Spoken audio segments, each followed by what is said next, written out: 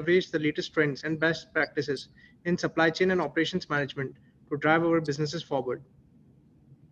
Dear colleagues, respected faculties, and distinguished speakers and panelists, I, Shilpita Panigrahi, and my fellow Dishit Rastogi, on behalf of XLRI PGDM GM batch of 2022-23, bring forth one of its kind, Operations and Supply Chain Conclave Clockspeed 3.0 on the theme Innovating Supply Chain for the Future. Clockspeed 3.0 aims to provide a platform for sharing best industry practices and their views on what strategies the organizations can implement to navigate their organization through turbulent times and make them future ready through a series of interactive panel discussions and keynote addresses by the industry leaders. Thank you, Shilpita. We have an exciting lineup of...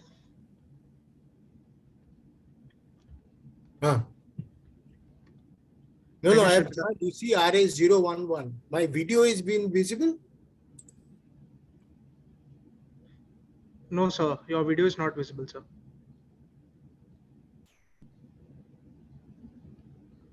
You're visible now, sir.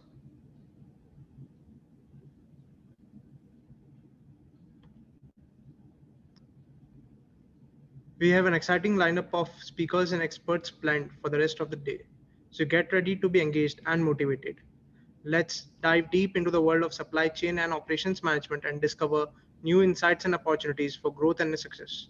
Over to you, Shilpita, for today's agenda.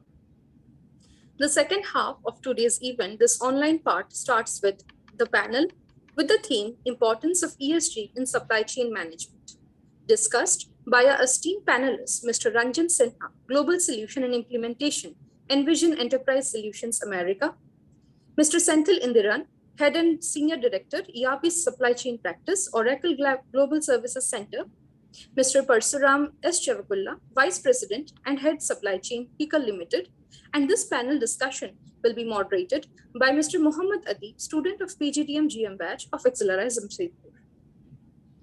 The third panel will be of the topic Global Supply Chain Collaboration through Transparency, discussed by Mr. Shubhakar Chatterjee, Chief Supply Chain Officer, Cummins India Limited, Mr. Rajiv Bhattacharya, Chief Operating Officer, V Express, Mr.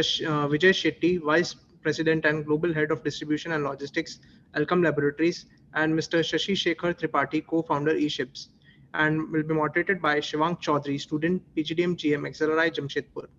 It is ecstatic for me personally to see so many enthusiastic future leaders and industry leaders joining the conclave to celebrate the genius and innovation upon which the whole event is built upon. So now let's head towards our first panel discussion on importance of ESG in supply chain management. This discussion would be moderated by Mr. Muhammad Adib, student, PGDM GM batch. Now, talking about our distinguished panelists. First, we have Mr. Ranjan Sinha. Mr. Sinha is in charge of Global Solution and Implementation and Vision Enterprise Solutions America. Mr. Sinha is a strategic leader of multicultural experience in spearheading entire strategic business operations such as shipping, logistics, supply chain planning, and port operations across India, UAE, Qatar, Oman, and Ukraine, with key contributions in providing advisory and consultancy in optimizing and rationalizing manufacturing processes and supply chain networks, driving productivity, cost reduction, internal process, and customer service improvement projects in collaboration with key decision makers.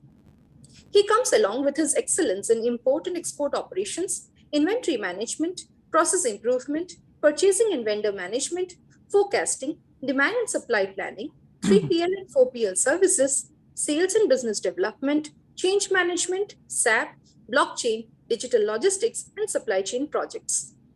He has exhibited leadership in transforming business, making high-stakes decisions using sound and experience-based judgment, formulating business strategies, augmenting EBITDA and gross margins, increasing customer retention rates, implementing quality management systems, and he is capable of formulating and implementing the business development and growth strategy in global supply chain management, restructuring operations, and introducing important measures to bring in profitability, executing concessionaire agreement between the public-private enterprises, especially the PPP, build, own, operate, transfer models, including issuance of RFP packages, evaluation of proposals, and writing contract award recommendations. He has also worked as CEO of ArcelorMittal Nikmet, an Ukraine subsidiary of ArcelorMittal Group. We welcome you, sir. Our second panelist will be Mr. Shanthil Indran. Mr. Shanthil Kumar is Group Head and Supply Chain Consulting Senior Director at Oracle Consulting, an accomplished multidisciplinary information technology leader with 3 decades of experience across sales, business development, consulting, architecting, and delivering complex supply chain digital transformation programs. Currently leading a team of 700 plus supply chain consultants delivering supply chain solutions to customers across EMEA, APAC, and LAT regions. Mr. Santhil,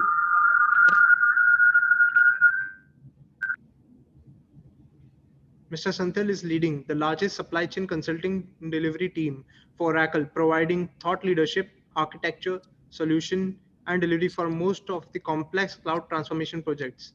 As part of this role, leading the largest digital supply chain transformation projects across Europe and APAC regions, across telecom, public sector, construction, retail, shipping and transportation, manufacturing, automotive, high tech, oil and gas, and manufacturing verticals. Certificate of Appreciation from IATA for contributions towards Airline Simplified Interline Settlement Solution, adopted and closely worked with the low-income school, transforming education in Bangalore's largest low-income community. The professional experiences of Mr. Santhil also consisted of multiple roles like Head of Supply Chain Consulting Team, Pre-Sales Head for EMEA and APAC, Customer Engagement Director for EMEA, US, Latin America regions. Other experiences worthwhile monitoring are: he served Wipro Technologies Limited from September 2005 to February 2011 and played multiple roles as Oracle Practice Manager for Australia, Head of Oracle Center for Excellence, Wipro Technologies and Solution Architect for key business operations engagements. He served Oracle SSI from January 2002 to September 2005 as Supply Chain Management Architect and APAC Support Lead. Served Transys Technologies from May 2000 to December 2001 as project lead. Served TVS Group from July 1998 to April 2000 as BAN's supply chain application implementation consultant. We welcome you, sir. Our third Thank you. panelist, Mr. Parshuram S. Chavakula. Mr. Parshuram is a complete SCM professional with over 25 years of experience across Dr. Reddy's, Glenmark, and Cipla. This experience across industry leaders has provided him exposure to the best-in-class SCM practices and processes. Great sense of responsibility and involvement, strong analytical skills, a gift of insight, conceptual clarity, and the ability to influence, coach, network, and lead, coupled with sense of urgency and agility, help him to deliver results in his assignments. What drives him in his passion for targets and results that unleash the individual potential towards achieving organizational vision and business goals. We welcome you, sir. Now I would request Mohammed Adeep to take over. Thank you, Nishit and Shilpita. So good afternoon, everyone, and welcome to second panel discussion on the importance of ESG in supply chain management. So I am Adeep. I will be moderator for today's session. We are privileged to have with us a distinguished panel of experts who has a vast experience in the field of ESG and supply chain management. As we all know, the world is currently facing numerous challenges, ranging from climate change and social inequality. And these challenges have a direct impact on businesses and their supply chains. According to a report of UNGC, more than 80% of world's 250 top firms have now committed to reporting their sustainability practices. The pandemic has also brought focus into the need for a more resilient and responsible supply chain. The adoption of ESG principles in supply chain can play a crucial role in addressing these challenges and promoting sustainability, both for businesses and for wider society. Today, the panel discussion aims to explore the importance of ESG in supply chain management and how it could help businesses achieve sustainability goals. Our panelists will share their insights into various aspects of ESG, including environmental impact, social responsibility, and corporate governance. They will also discuss the challenges and opportunities that come with implementing ESG principles in supply chain management. We look forward for a great discussion today. So without further ado, let's start. So my first question is to Mr. Senthil. So sir, we have seen evolution of ESG in last decade.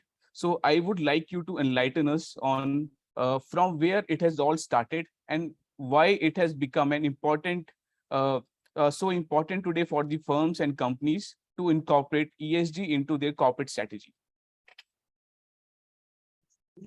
ESG as different forms of guidance have been coming out from the 1950s, be it in terms of labor welfare or unionization of labor. Then in 1990s, there was a lot of traction in terms of climate control, climate discussions that were put forward by United Nations. But in the last 2 decades, there's a lot of action that have happened. There are a lot of standards which are evolving in terms of the kind of things that we have to do in terms of the climate aspect. There are a lot of things that came forward in terms of what is the kind of corporate social responsibility that we need to put forward. So it's all these agencies working on different standards, guidelines, but UN has been forefront in terms of bringing all these initiatives together towards a sustainable development program. So all these agencies that have been working to support the UN sustainable development program.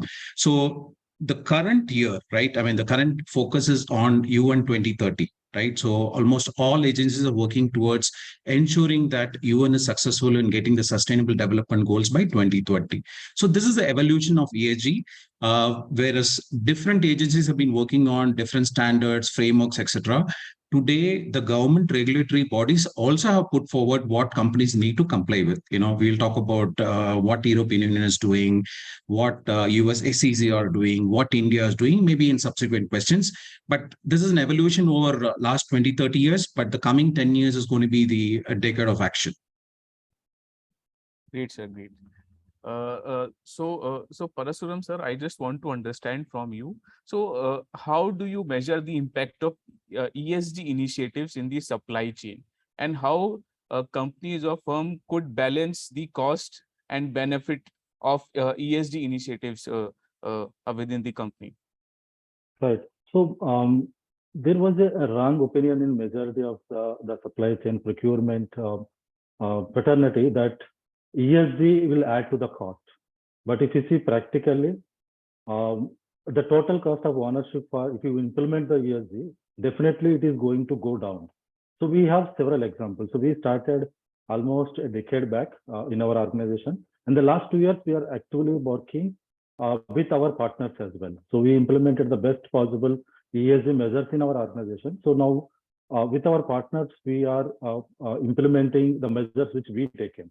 So while initially we may see it as an investment, but overall, the payback period for ESG implementation is less than 24 months or 36 months. We've seen it. For example, I'll give one example which industry is doing it right now. So I'm from the pharmaceutical industry. It is an energy-intensive manufacturing industry. So for the industries, they consume a lot of fossil fuels for the boiler operations, for the heating, cooling, etc. Right? So that generates a lot of air pollution. So industry started using biofuels instead of the fossil fuels, coal or furnace oil. So initially it was a bit difficult because we don't have the supply chain is arranged for that. So we have to identify the suppliers, make them understand how to make, for example, bio briquettes is very new, at least 4 or 5 years back it started. So make them understand, give the incentive to start it, arrange the transportation and use it. And again, the boilers which we need to do it, initially it's investment. But if you calculate now, our cost of operating is almost 50% to the fossil fuels which use it. So definitely ESG, maybe initially we look at it as a cost, but it is going to gain. Great, sir. So, sir, what you have said is absolutely correct. So the improvements which is done by the firm because of implementation of the ESG parameters, we have also seen that the markets has also given them the encouragement as well as the retail investors or the domestic investors have put more trust on the firms who have implemented ESG strategy. And what we have seen in last 5 years, that if we compare it to the firms who are incorporating these strategies compared to those firms who are not, so they are performing well in their markets as well. Right. Yeah. So Ranjan sir, I just want to understand from you that how can ESG principles be integrated into product design and innovation processes to promote sustainability and reduce environmental impact as well throughout the end-to-end product life cycle.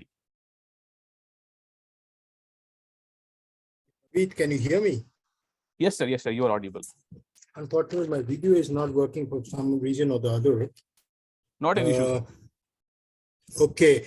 So you see, ESG principles can be integrated into product design and innovation processes in several ways to promote sustainability and reduce environmental impact throughout the product life cycle.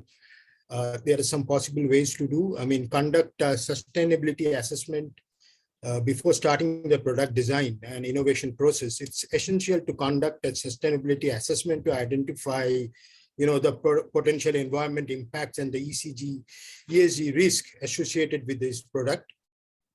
This assessment actually should evaluate the product's entire life cycle, including raw material sourcing, manufacturing, distribution, use, and end-of-life disposal.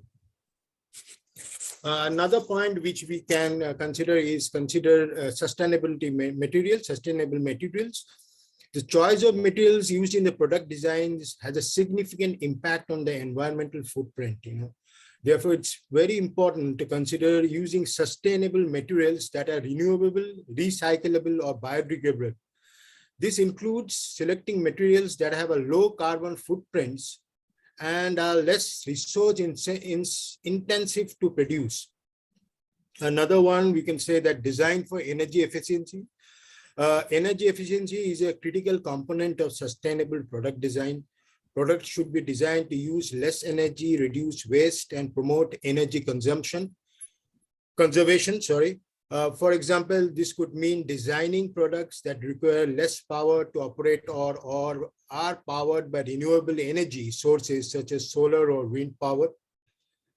You can optimize your product packaging also. Packaging is a significant contributor to waste and pollution.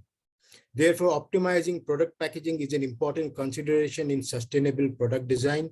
This could mean using eco-friendly packaging materials, reducing the amount of packaging used, or designing packaging that is easy to recycle. We can also implement a circular economy model, which aims to eliminate waste and reduce environmental impact by designing products to be reused, repaired, and recycled. This includes designing products that are easy to disassemble and repair, using recycled materials in product design, and developing a take-back program to recycle products at the end of their life cycle. Yeah. So this can help to promote incorporating ESG principles into product designs and innovation processes can help promote sustainability and reduce environmental impact throughout the product's entire life cycle. Businesses can create products that are not only profitable, but also environmental sustainable. Correct, sir. Correct. So I think you have rightly summed it up. So just I just want to have a follow-up question here. So you are talking about the sustainable procurement.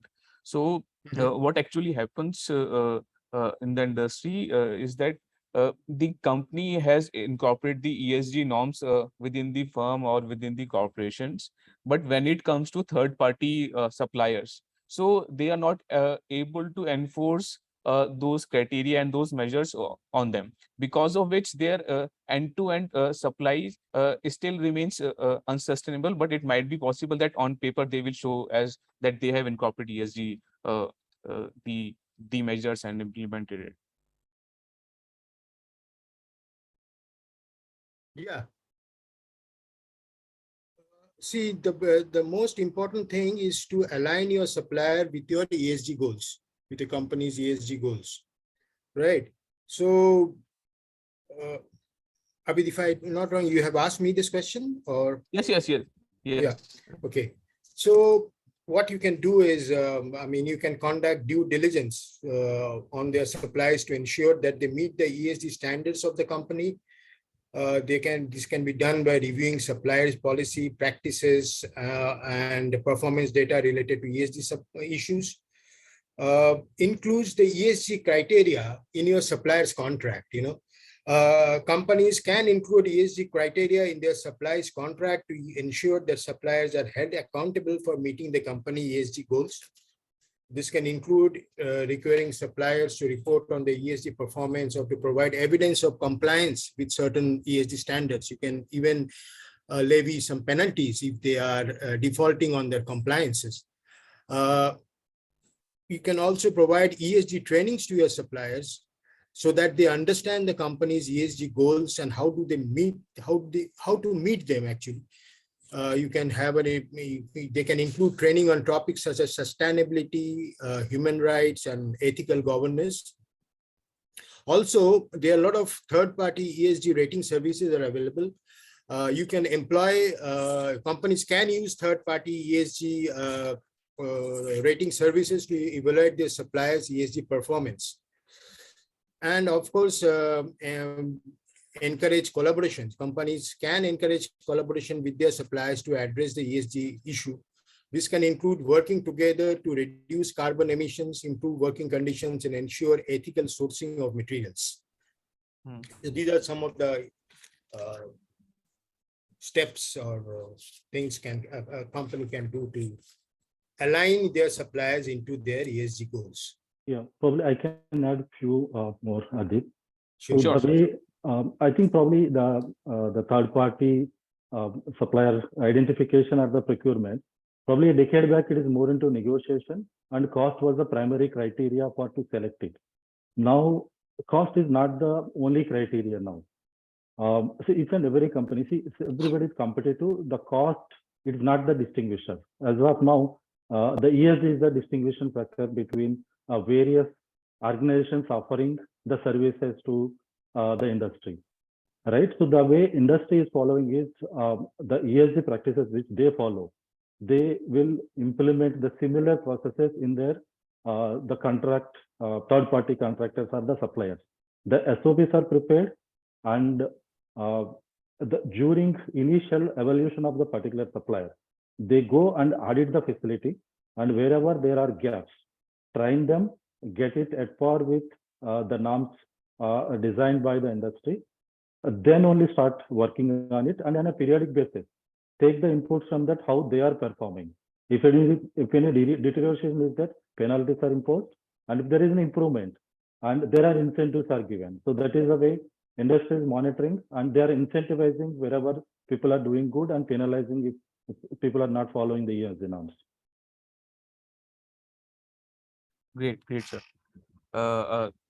So I think it has summed up pretty well. So Senthil sir, I just want to understand overall, what are the potential benefits of incorporating ESG principles into supply chain management, both for the company and firm and for the society as a whole? Okay.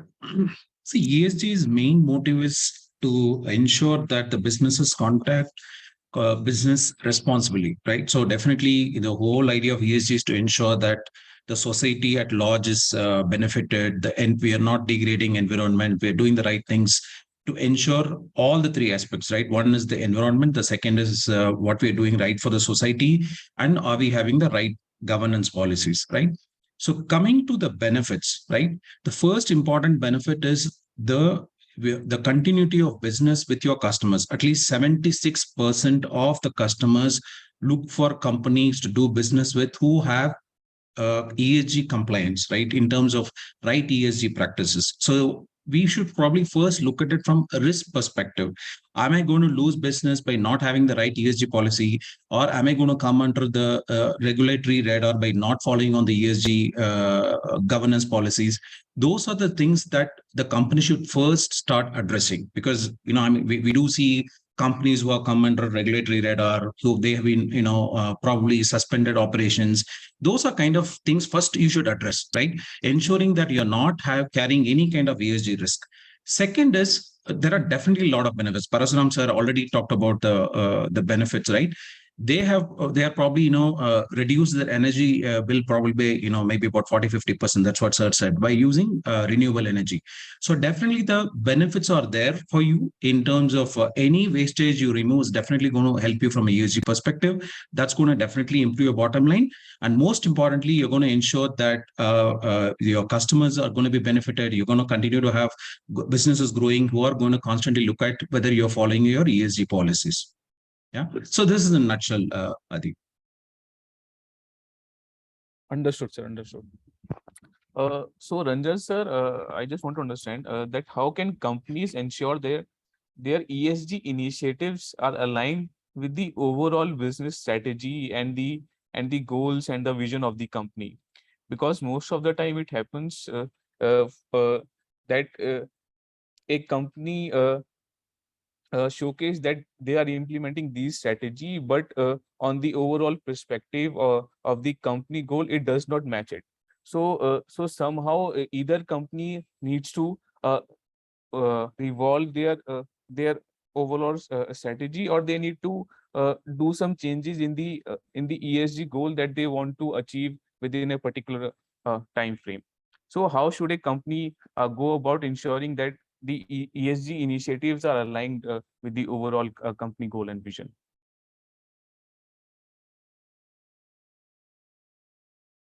Ranjan sir, it is directed to you. Can you hear me now? Yes. Yeah. So the company needs to have a clear and defined ESG goals and objectives, and they need to ensure that they align with overall business strategies and goal. I mean, this will help the company to prioritize its ESG initiatives and focus on the areas that are most important to its business. They would like to, first of all, they should assess the materiality of the ESG issue. The company should actually identify and prioritize the ESG issues that are most relevant to its business, stakeholders, and industry. This will help the company to focus its ESG initiatives on the issues that are most material to its business. Measure and report on ESG performance. The company should establish a robust ESG reporting framework, and they should include in their KPIs and metrics to ensure the effectiveness of the ESG initiative. This will enable the companies to track its progress and report on its ESG performance to stakeholders.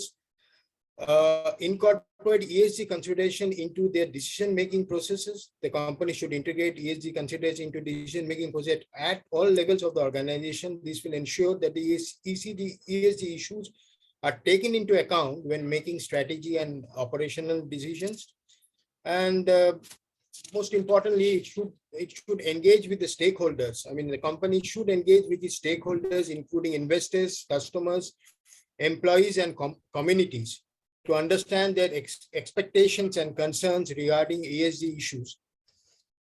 This will help the company to identify opportunities for improvement and build trust and credibility with its stakeholders. Adik.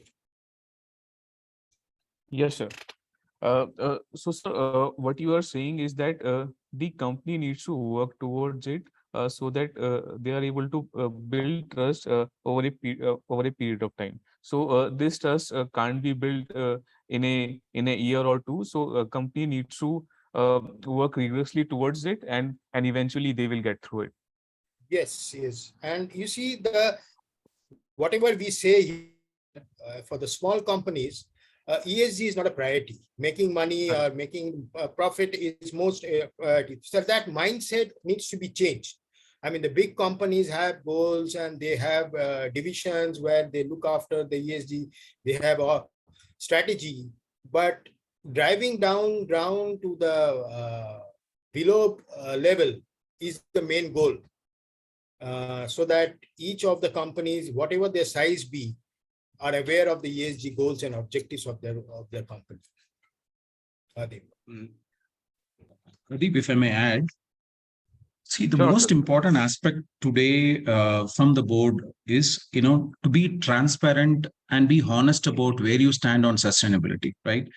Today, the problem that we are facing is that there is a lot of greenwashing that happens. Greenwashing is, you're proclaiming that you're going to be delivering so much, but you don't have the capability to deliver. I think the best place for board to start is be open, be transparent, be honest. Please produce the reports in terms of where do you stand in terms of ESG. Then set up realistic goals. See, that's what the world is looking at, right? So today you see a lot of companies talking about they're going to convert all the vehicles into hydrogen, a lot of such things, right? I mean, those are not what we're looking for. What we're looking for is a transparent, very honest position in terms of where they stand and have a very open report. That is what companies should aim for today. I think I'll have few more. See, the critical thing is understand where are we now, right? Unless we don't assess ourselves, what is Axon today, how are we performing, and put long-term goals and the short-term goals. The short-term goals are aligned to the long-term goals, and put the design to meet the long-term goals by meeting the short-term goals over the period of time. For example, if we see in the report, some of the companies are declared that by 2030 they will become carbon neutral. How they are going to achieve? They have to design and prepare a roadmap, right from the product design to complete operations. What are the things they do so that the goal which they declared by what are the period they declare, right? So they achieve it. So that is a critical thing. So unless we don't define what are the today and what we want to go and put a roadmap, otherwise it will be a wish list and it will be revised every decade. That's totally correct, sir. So, sir, in the supply chain, we were talking about the third-party vendors or to the suppliers, which is part of the end-to-end chain. So there are a huge number of suppliers who don't collect ESG data, and then only some even the suppliers, if they are collecting it, only some are willing to disclose their data to the firm. So what steps a company should take to monitor and incentivize those suppliers to improve their ESG performance, and also ask them to share their data on real-time basis, so that it will be easier for the corporates or to the companies or to even the smaller companies to monitor it on regular basis. Right. I think it is directed to me, right, Adi? Yes. Okay. So again, I'm giving my answer towards the pharmaceutical industry because I belong to from that industry. See, one is there is a regulatory requirement, and the second is your ethical what you do. So each government has their own targets are given. For example, in a pharmaceutical industry, for them to operate the industry, they have to follow the norms, air norms. This is this much of ppm they should meet. Then only they are allowed to operate. And the solid waste or energy consumption, how it should be, right? So that is the government. So meeting the government norms may be a good beginning, but companies are striving to go beyond. Okay, so for example, the water discharge to a common effluent treatment plant is up to 1000 ppm is allowed. But if you see all the major industries, they are following a zero liquid discharge. ZLD they are following, they are going beyond this, right? So they understand the importance of maintaining because it will give a business continuity. Probably 1 or 2 decades back, the purpose of business is to earn the profits. Now the business thinking has changed. Profits are the byproduct. As long as you run the business and you meet the purpose, one is the customer delightness, and second thing is end customer meeting the product on time. If that can meet, you will automatically get the profits, right? The purpose is one of the purpose that people are started looking at is the ESG. because it is not the critical thing. Everybody understands what is the harm we've done all these years and the impact we are looking as of now also. So the unnatural things are happening.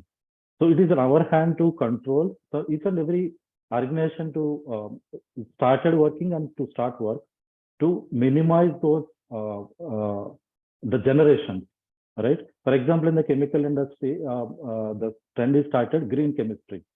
So one is the chemistry which they follow. In a chemistry, definitely you will generate some waste and you have to treat. So that will requires extra cost to do it.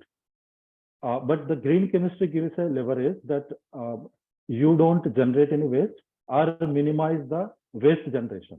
So with this technology, you are saving the environment and plus making the product much viable, and indirectly you are making the profits.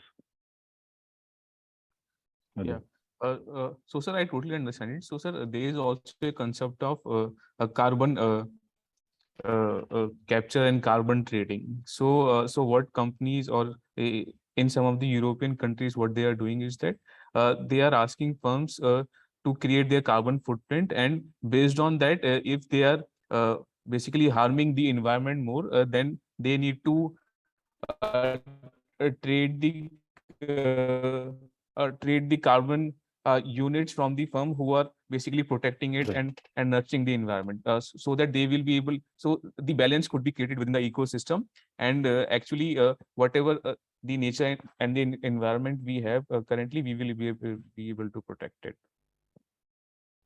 So sir, on that note, I just want to get the G of ESG into the perspective. So my question is to Senthil sir. So sir, what role do the governments and regulatory bodies play in promoting ESG practices in supply chain management?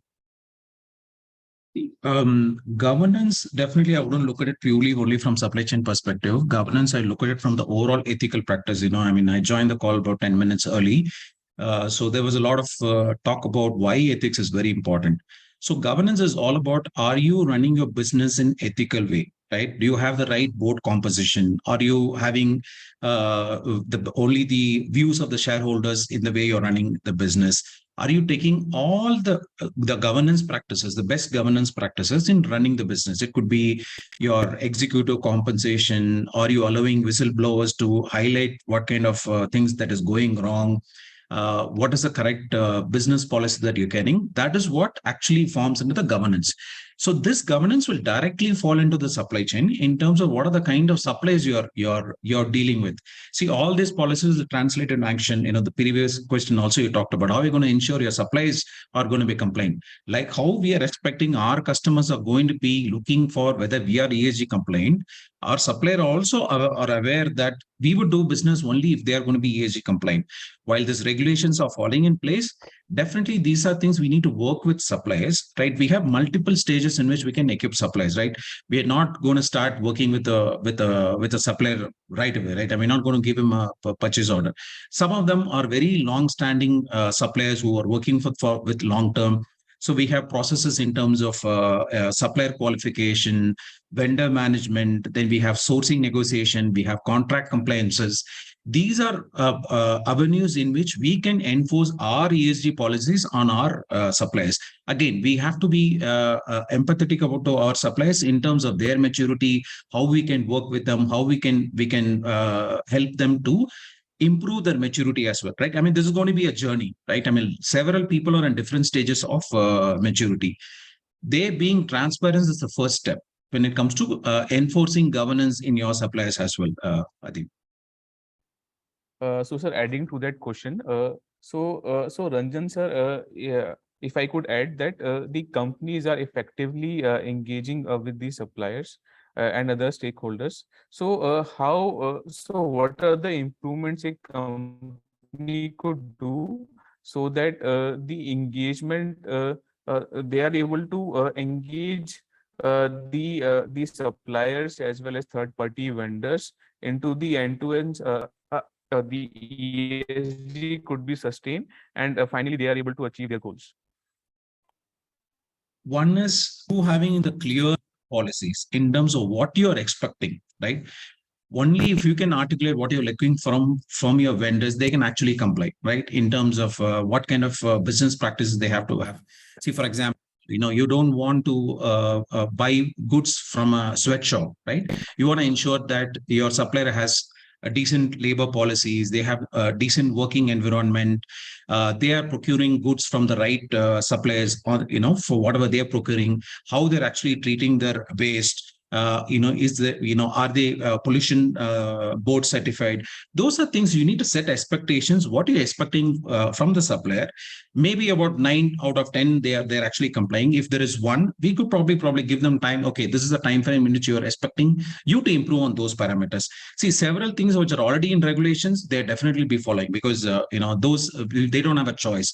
Some of them probably not regulation yet, but we do have standards evolving. Those are things we should start working with the suppliers, Adi.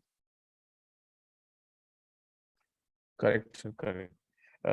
So Ranjan sir, I think you are on mute. So my question is directed to you. So in the ESG efforts, what role the technology is going to play? So right now, we are into world of metaverse or the machine learning and artificial intelligence. So the future is going to be driven by the technology. So in case of ESG efforts, how technology is going to play an important role in the supply chain management? Adib, this is to me question. Yes, sir. Ranjan, sir. Yeah, fine. So, see, we are now moving into a digital supply chain world, and we have blockchain and AI. This gives us the traceability of the supply chain, which is very important in the sense that the supply chain transparency is very much needed here.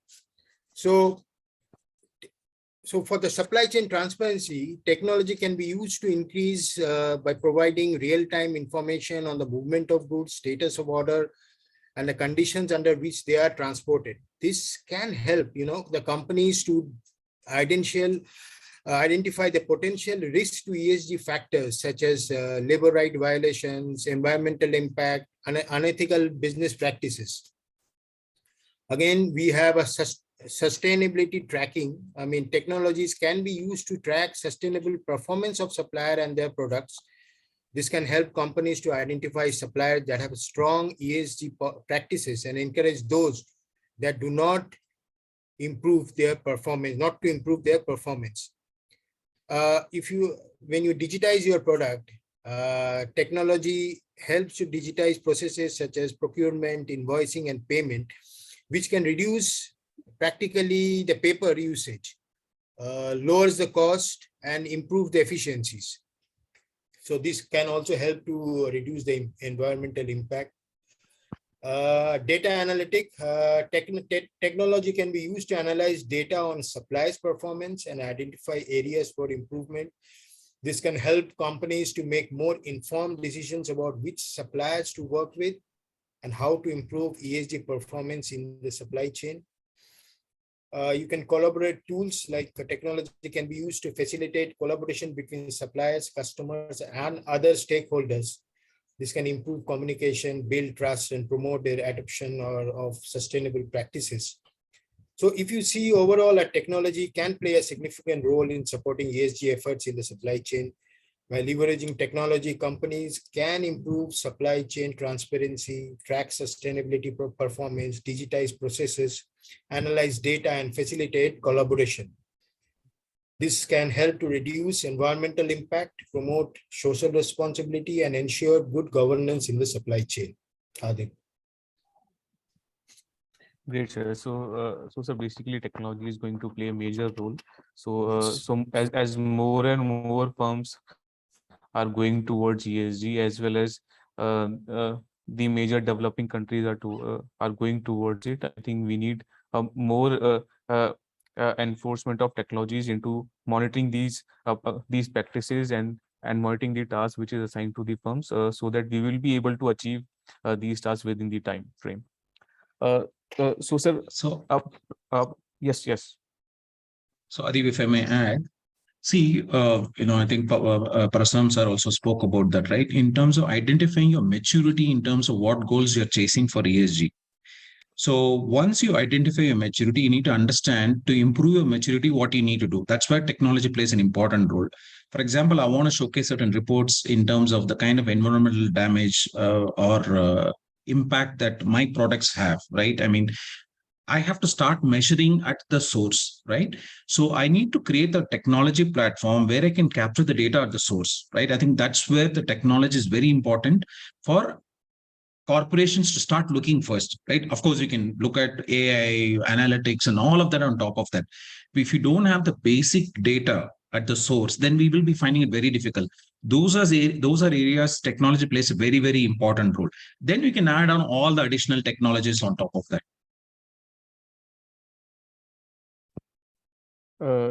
Sir, on that point, I just want to ask you one more thing, that so can companies collaborate with other stakeholders like NGOs or academia or local communities to drive ESG improvements? Because it will help them reduce cost, as well as the data that they are able to, because most of the firms are uh, basically having issues in the last mile connectivity, or getting the data from the user who is living in a remote village or in rural India part. So if we incorporate these stakeholders into the community, so how we are able to improve the end-to-end supply chain? See, okay, I'll probably start with the last leg a little later. So it's important that if you want to have a clear ESG strategy and you want to grow, right? I mean, the truth be told, in the last whatever decades, the corporation been focused largely on the shareholders' in wealth creation. That's what their focus is, right? So the board composition is largely in terms of how well to run the business from that aspect, right? So today, the focus on ESG, maybe the board composition has to change, right? Maybe you have to bring people with that kind of expertise, whether it's from academia or from NGO, create board positions, though they can bring in the perspective in the way the corporations are governed. So that should be the first goal for corporation. So you're addressing the participation in the right level, right? Coming to the last leg you spoke about, right? That forms part of the stakeholder management, right? I mean, how are you going to engage with the stakeholders? Sometimes your stakeholders are not direct. Sometimes you're operating in an environment where probably, let's say, you're working in a tribal land, right? Maybe you're a mining industry. How are you going to know what's the kind of impact you're producing? What are the sentiments? What are the kind of impacts that your industry is creating in that local community? Obviously, those are places you start working with NGOs who are directly working with them, ensuring that you get to know what's happening in the community, you address the concerns, you're doing the right thing. That's the way we should address Adi. Great, sir. So Prasad sir, so we are also are talking about effectively managing basically mitigation of risk, because in the supply chain, what we have seen, if the companies or firms are not able to mitigate the risk properly, they are able to go downhill from there. So I just want to understand how companies particularly should face the the risk management, and while the complexity of the operations, the end-to-end operations gets a more complex in the coming years. Right. So as part of the corporate governance, so industry is following that, making a risk register and identify that what are the risks associated with it, and what are the plans to mitigate those risks. So risk can be financial risk can be supply chain, risk can be operational, or any kind of risk. So in the risk register, identify it, and based on the goals to the company, prioritize those risks. For example, ESG is a priority for the organization. What are the risks of part of ESG which can derail the organization's overall objective? identified. For example, in the supply chain, one of the risks could be non-availability of the supply. Okay, so particularly it happens that we have a single supplier and we don't have an alternative source, so that tomorrow if something happens to the supplier, you don't have a material at all. So identifying it, add an alternative source. While doing it, responsibly identify the source which follow with good the ESG norms, and identify so that your supplies are guaranteed and the supply continuity is ensured, right? So similarly, all the risks which are noted, ensure that we have a plan, a time-bound plan to address those risks, so that those risks can be eliminated and the operations can go smoothly. So we cannot make it to zero. So one risk we eliminate, definitely the new risk will emerge, right? So it's a constant effort. So as part of the corporate governance, the chief, the internal auditor is making the register, and they'll constantly on a quarterly basis, or it depends on the company policy. So quarterly or half-yearly, they identify the risk, work with all the stakeholders in the organization or the industry to solve it, right? So that known risk can be eliminated, and unknown risk we need to face it. Understood. Understood, sir. So, sir, Ranjan, sir, I just want to understand that how the ESG consideration be integrated into supply chain. So, in the decision-making processes, so such as make versus buy, or a supplier consolidation strategy. So, how the ESG is being enforced into the decision-making, and which will basically optimize the ESG performance and reduce risk as well. Adeep, can you just repeat the question, because I had some disturbance in my... Sure. So, sir, I just want to get your words on how, so we have just talked about risk, how the risk mitigation is going to help the firm to grow to new horizons. So how ESG consideration, the integration into the supply chain decision making processes of a firm, such as make versus buy, or supplier consolidation strategies, so that it will optimize the ESG performance and reduce risk into the end-to-end supply chain as well. Okay.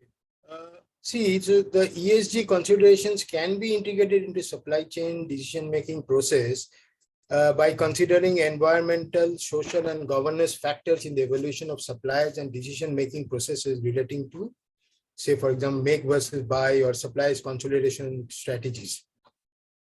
So we can optimize ESG performance and reduce risks by, say, conducting an ESG risk assessment, conduct an assessment of an environmental, social, and governance risk associated with each supplier. This assessment can help identify areas of improvement and provide a framework for evaluating suppliers. Develop ESG criteria for supplier selection. We can develop a ESG criteria that can define a supplier's strata or the status, which align with the company's value and goals. This can include factors such as carbon footprint, labor practices, human rights, and governance. We can use the ESG data to inform make versus buy decisions. Say, for example, consider the ESG impact of in-house production versus outsourcing when making make versus buy decision.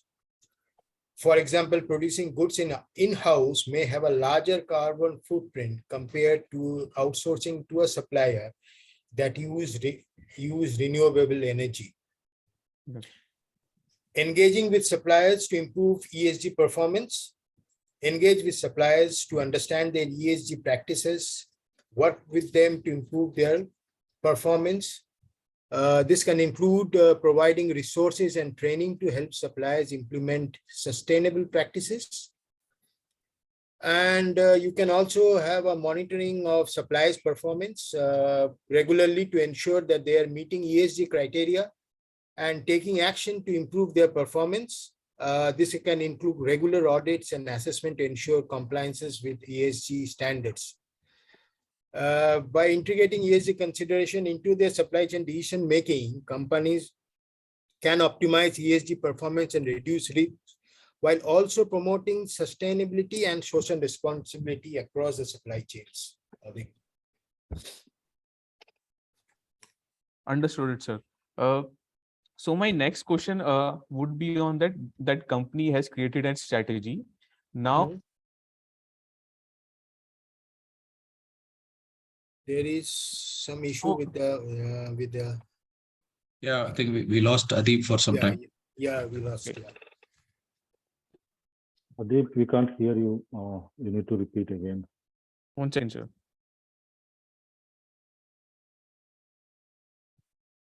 Sir, am I audible now? Yeah, you are. You are. Sure, sir. So, sir, when we are talking about Again, we have lost you. We lost you, Adib. The end Line is not very clear. ESG implementation and okay.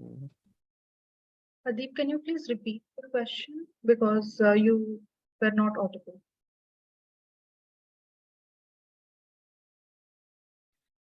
Yeah, am I audible now, Shilpita?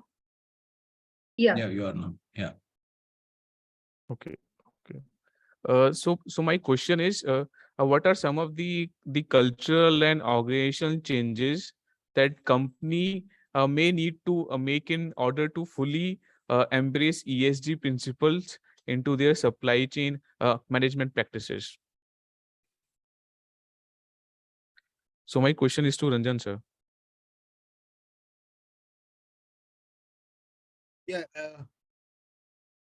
What is the question, Adib? Again, I lost you.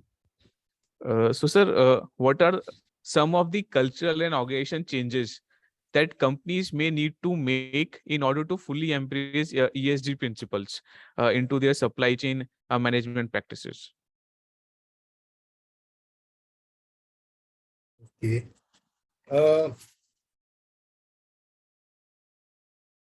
So for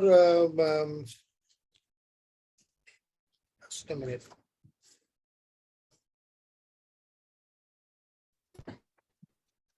Or Santri, sir, if you want to take Yeah. it, you can answer. Sure. Yeah. So as I was saying, I go back to my favorite answer for everything. So it's the maturity assessment, right? So the maturity assessment has to be done in terms of not only whether you have the right technology, whether you have the right policies and procedures, and what is the level of education and capability of your people. So you have to address this across all areas of maturity where you're lacking, right? So people definitely play a part, but if a company does not have the right policies in terms of what needs to be implemented, you can't blame the people alone, right? So the ESG policies have to be clearly articulated. You need to have a standard operating procedure, whether in terms of procurement, how we're going to engage suppliers, your production practices, how we are going to be distributing your products, who are the kind of people you're going to be working on the field, whether it is in transportation. All this needs to be articulated, right? I mean, for all these areas, definitely standards are available, regulations are picked up, and there are some regulations already in place. Those things need to be articulated, and standard operating procedures have to be made available for your people to start following them. And of course, that has to be reviewed, whether people are following whether we are making progress, what core correction needs to be done. So you need to have a proper system, Adib. So it may not be just individuals alone. So if I may add, so one is defining the processes. Second is percolate to the entire organization and explain the purpose of it. And finally, it is non-negotiable. What are the things we take? Some of the things are non-negotiable, including ESG violations are non-negotiable, right? So if you can percolate this to the organization, definitely this will be followed. So the Understood, sir. So, sir, so in case of non-compliance by a firm, or if any individual has non-complied with the ESG norms, so right now there is no penalizing for that. So because multiple governments are still working. Yes, yes, sir. Sir, you want to add anything, Suram, sir? No. Okay. So they have regulations are there. If those violated, the government organization will take.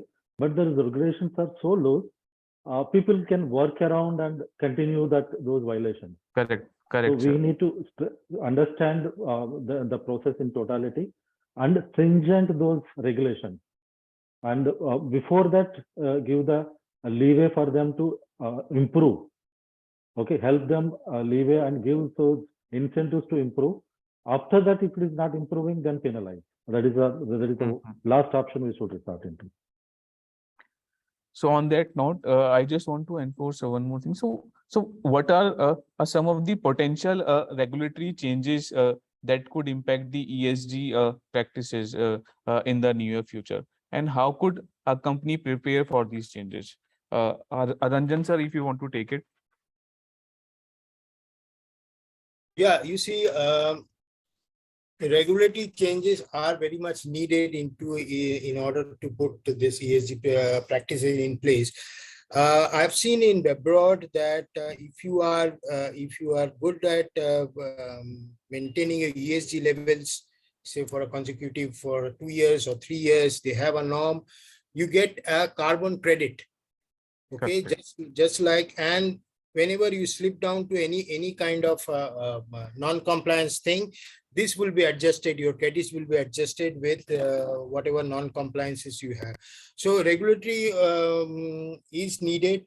Very periodic audits are needed by the government to ensure that that ESG levels are always under control. And yeah, these are, I think, Senthil sir or Parsuram sir can add on to this. Yeah. So yeah, definitely. So if you look at India, so we have for the last decade we had BRR, which is the Business Responsibility Reporting. Today, starting from FY 22 to 23 onwards, we have a new regulation which is called the Business Responsibility Sustainability Reporting. The BRSR is mandatory for the top 1,000 companies listed in India, right? It's a regulation which has been worked by the Indian Institute of Company Affairs, the Ministry of Corporate Affairs.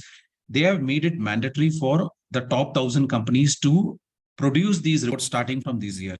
So it has clear guidelines in terms of what they need to declare, what are the things, provisions which are need to be covered. So BRSR will probably start addressing this from starting from this year because it's mandatory for the top 1,000. Eventually, it will percolate down to most of the other companies as well, right? If you go back and look at Western Europe, they do have compliance requirement for companies who got 500 or more people. There are compliances that you need to comply with if you're going to be operating in European Union. Of course, SEC is still dabbling with. They're probably very close to coming to some kind of a conclusion. They were inside Paris Accord. They went out. They again came back. So hopefully, US will also fall in line, but they want all the S&P 500 to comply to these new proposals that SEC is bringing forward. But even today, any material impact that the company is exposed to on the ESG is mandatory for companies to declare, right? Any wrongful declaration can definitely lead to penalty. Yeah, it could even up to the imprisonment of the board members, right? But definitely, the basics ones could be even starting with penalty and so on and so forth. So there are regulations which are already in place. It can only get tighter going forward, I think. Yeah. So, sir, for that, the companies needs to ensure that the ESG efforts are transparent. So, sir, my question is to Parasuram sir. So, how could companies ensure that their efforts are transparent and they communicate their progress to stakeholders, including customers, investors, and employees? So, what should be the communication strategy for the companies? Right. So as mentioned, Mr. Senthil, So SEBI has imposed that the top 1,000 companies on the revenue or the overall market cap, they are, the last year it is voluntary, and this year it's mandatory for them to report their current ESG practices and what is their levels are, right?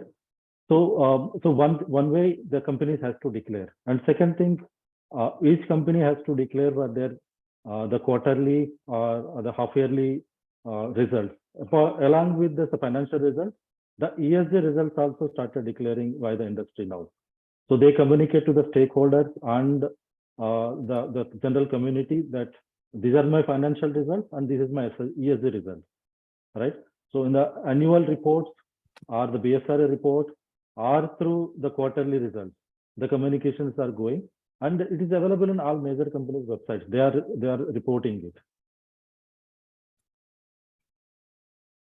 Sure, sure. So Ranjan sir, you want to add anything on this? So what should be the communication strategy for the companies and firms when we are talking about the ESG efforts, transparency, and that should be communicated to the to all these stakeholders, including investors, customers, and employees?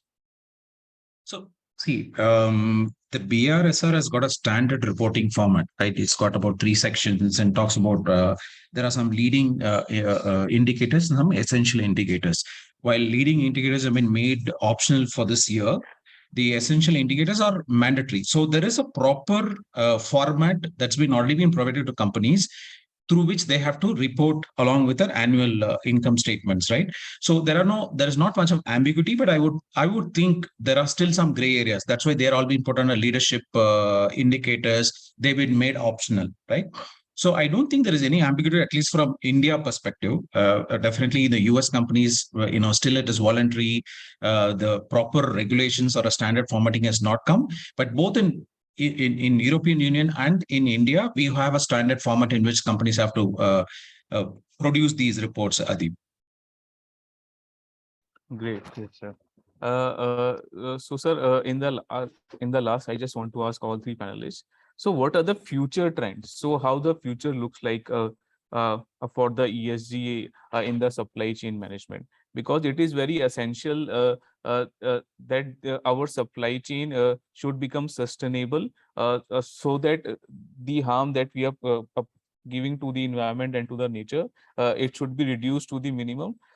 So what are the future trends that that you are seeing in the ESG and supply chain management? So maybe if I can go first. So Sure. definitely the current decade is moving towards UN 2030. I think I spoke about that in the beginning as well. So UN 2030 is all about how do we move the world towards a sustainable development, which includes all aspects, right, of ESG, in terms of the right practices, in terms of protecting the environment, in terms of ensuring that income disparity comes down, the economy grows, everybody benefits. It covers almost every aspect of ESG. So while companies can comply with whatever regulators are asking them to do, but they have to, like Parasram sir also mentioned about, you have to think 3 or 4 steps ahead. There are various standards organizations which are working. They are coming out with guidelines. You have to be proactive in following what could be my obligations, let's say in 2025. What could be my obligations in 2030? People have to be proactively working towards that, not just complying with regulators. Because if you're going to be waiting for regulators to tell you what you're going to be following, probably you're falling out of business. Yeah. So that's what I want to talk about on this topic, Adil. Yeah, Ranjan ji, if you want to add a few points.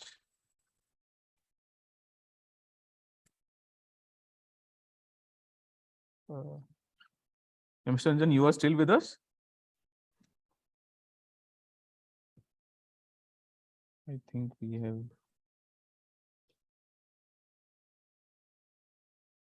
Okay. Hello. Yeah. Yes, sir. Yes, sir. We can hear you. Yeah, you were asking me any questions? There is. Yeah. So, sir, we were just discussing about the future potential trends. Yes. Yeah. I agree with Sandeep, and I think the circular economy is the concept of circular economy in which wastes are minimized and resources are kept in use for as long as possible is gaining traction. companies are increasingly adopting to circular economy practices such as recycling, reuse, and repair. These will be the going forward. Climate risk management is also going to have significant impacts on supply chains. Companies may take steps to manage climate risks. This could include measures such as diversifying supply chains, reducing emissions, and investing in climate resilient infrastructures. Then, as we discussed before, collaboration between companies, NGOs, and governments can become more common in the effort to address ESG issues in supply chain. Yeah, these are the things, are the future trends going forward. Sure. Parasuram sir, if you want to take it as well.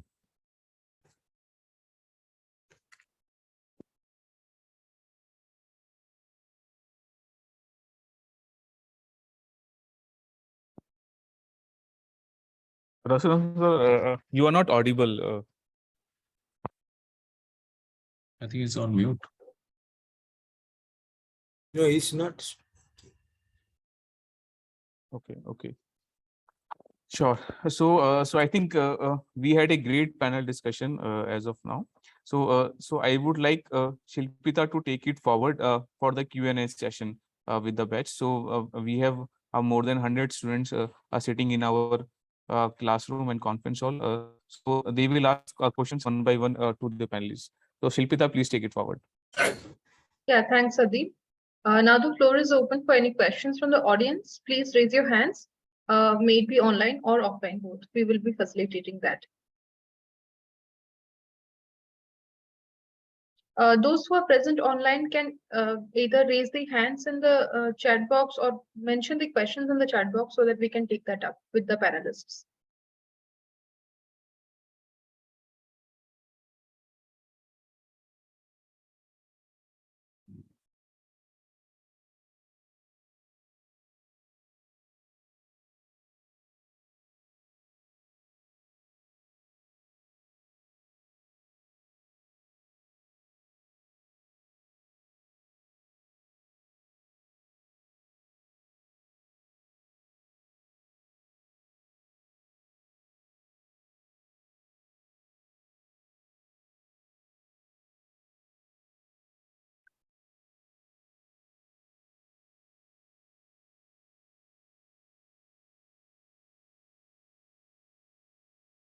Is anyone from the audience interested with the question?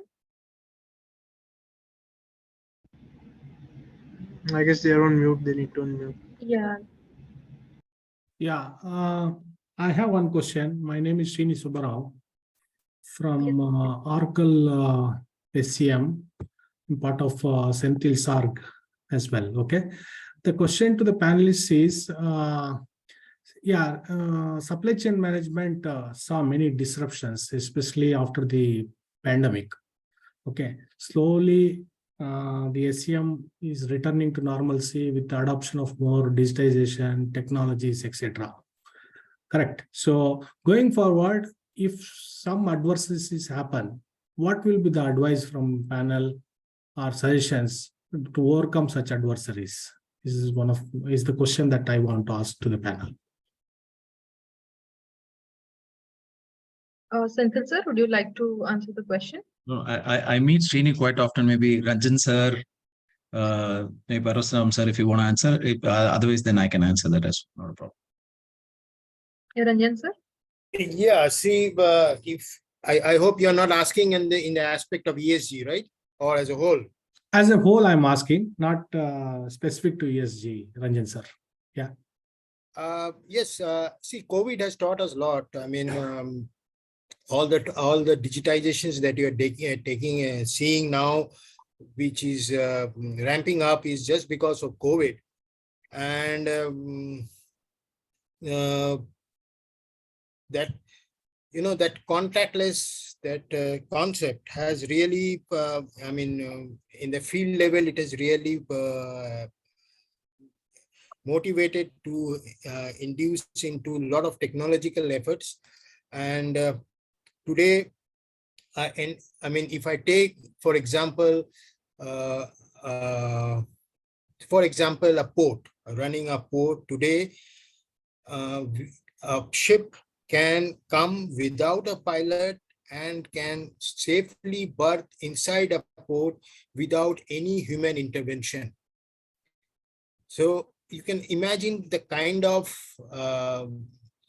the advancement in technology can happen. So if this kind of adversities happen, I mean, we are more or less geared up to even operate the things remotely.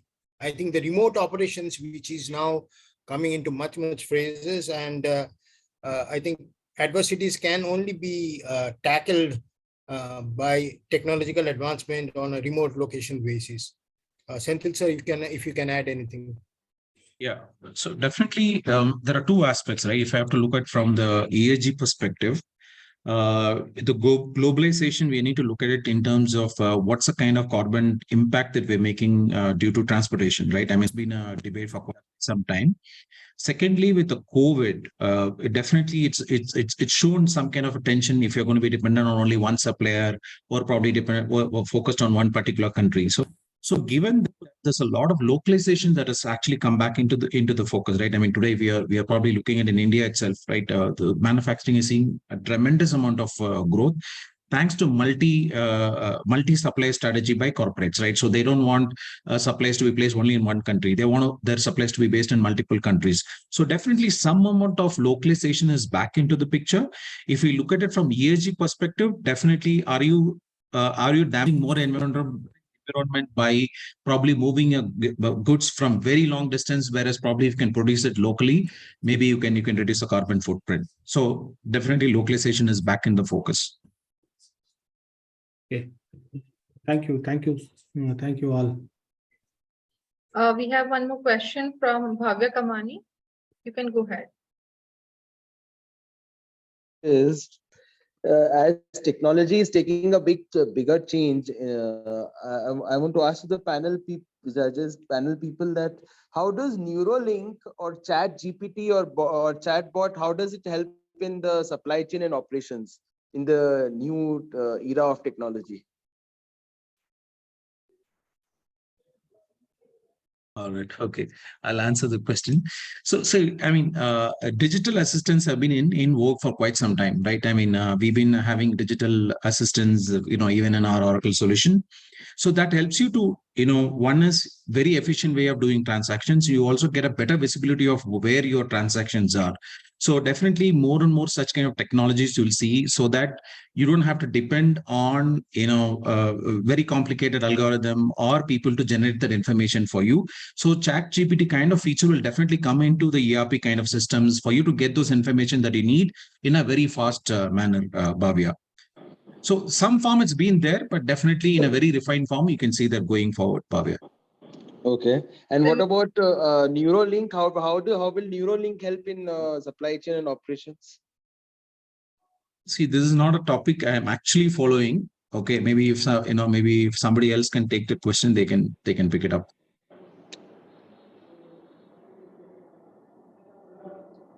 Yeah, practically, actually, this is a new technology came in. So far, we are also not sure how it can be improved. Probably for the training purposes, maybe we can use it for immediate. So we need to understand much insights about that, how we can use in the supply chain. Okay. So Thank in you. similar lines, we have another question in the chat box asking us, what sort of role will AI have on digital supply chain platform? And another question also asks, what sort of blockchain will have an impact on the Thank you. role? Let me take this question. Yeah. Sure, sir. See, today the problem that we are facing here is the interconnectivity is not there. Today, when you order online any material and you don't get that material, you get it something else. You have no traceability to find out where this whole supply chain went wrong. Now, there is a component called Internet of Things, which is a sort of a sensor which throws the data for all kind of, it can be it can be used in any kind of product, any kind of a thing. I mean, so how AI helps us is that, see, this kind of sensors were there before also, but we did not knew what to do with this kind of a data. We did not knew how to analyze this data, make analytical, and that's where AI will come into the picture. As once you see, when suppose, for example, and you order an article in Amazon, right? If a sensor is put on to this package, it will all along track it and throw data to AI, which will churn out the data and then put it into blockchain, where it will be like an immutable data, where it can be freeze, and it can be a full story like that. It was started from there and it ended in a certain X place. Senthil sir, you want to add anything? Yeah, definitely. Blockchain is a very important aspect from traceability perspective, right? I mean, especially areas where probably, let's say, if government is doing subsidy focused, initiatives, for example, fertilizers, and most important aspect is on the pharmaceutical things. Do you want to know where these ingredients are coming, who's the source? Definitely, blockchain plays an important role. In fact, Niti Aayog is working on coming out with what should be the blockchain strategy to ensure that the traceability, so that the trustworthiness of the products that are being consumed improves. So there are tons of things that are happening, and government is also very keen on improving those going forward. Right. I think probably I can add here on the AI usage. I think we discussed in the panel discussion. Companies first started reporting what is the ESG data as on today. On a monthly basis and a quarterly basis, the internal technical team is evaluating it. But with the minor change in the numbers, we don't know how it is really impacting down the level of 4 years, 5 years.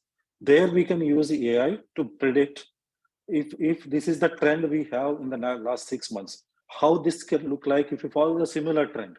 Either it's there is an improvement or deterioration. How the trend looks like after 5 years. Is it meeting my year-end, my next decade targets? So there we can definitely use the AI so that we can take the corrective actions now to correct the things which are happening on the ground. So there definitely we can use AI. Thank you. I hope the questions are answered. So moving on, we have Sai Prashant from the batch of PGDM GM. Please, Sai, go on with your question for the panelists. Yeah.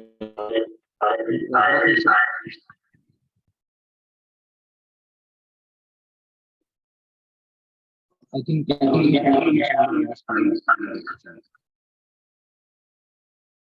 Sai, you can post the question on the chat box otherwise.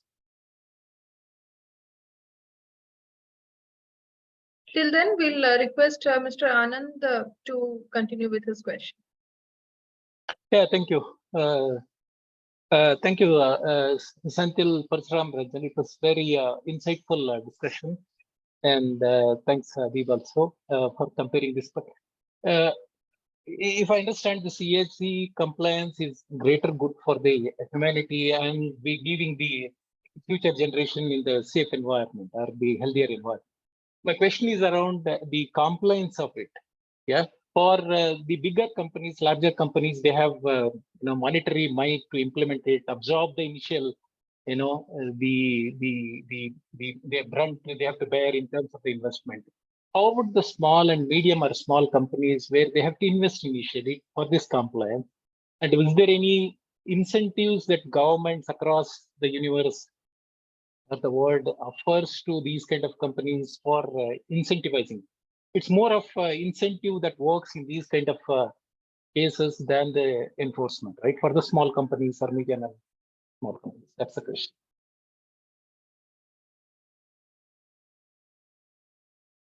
Mr. Yeah, maybe. Senthil sir, anyone can take up that. Yeah, sure. Anyway, maybe I can start. Maybe Ranjan sir and Parsuram sir can add. So definitely incentives definitely will play a role, right? So as I was saying, that these regulations are coming to picture only now, right? I mean, even though the standards were evolving, the regulators have picked up only in the last 1-2 years, right? Even though BRR was in work, it was only for 100 companies for almost 10 years. Now the BRSR is probably for 1,000 companies. Eventually, this will expand, right? I mean, the BRSR, don't take me wrong, it's only for 1,000 companies. We're not, we have not included every company. Whereas if you go back to, European Union, maybe they are covering about 100,000 companies based on the size of the companies. Therefore, enforcing this only for 500 plus employees. So definitely government is also aware that not everybody is, ready to start the journey. But the question is, are we going to postpone the thought process, whether you're going to be considering this ESG complaints now or tomorrow is a question that every company need to ask, whether they are small or big, right? Eventually, this is going to come. They have to find mechanisms in which they can do it economically. That is a thought process that the board should start thinking, Anand. Okay, thank you. If others would like to add upon to Senthil sir's answer.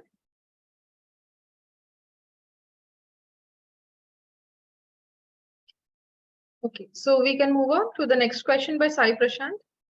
He asks, apart from the ESG in supply chain, how can we include ESG in the financial analysis?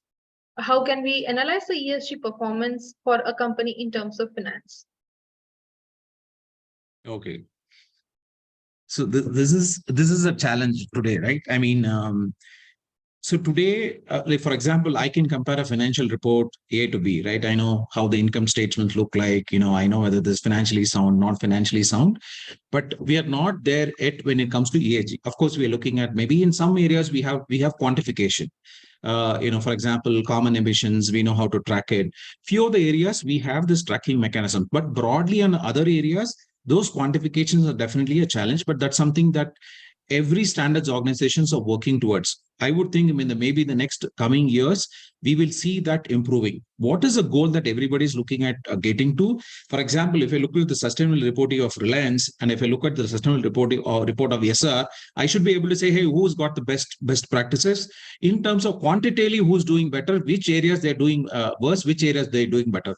We are not there yet, but some areas we are there, but not in the overall ESG area. But those are definitely areas of improvement, which regulators are aware. That is why, if you look at the BRSR report, these leading indicators where it's difficult to quantify, they have not made it mandatory for companies yet. Yeah, I don't know if I answered the question, Sai.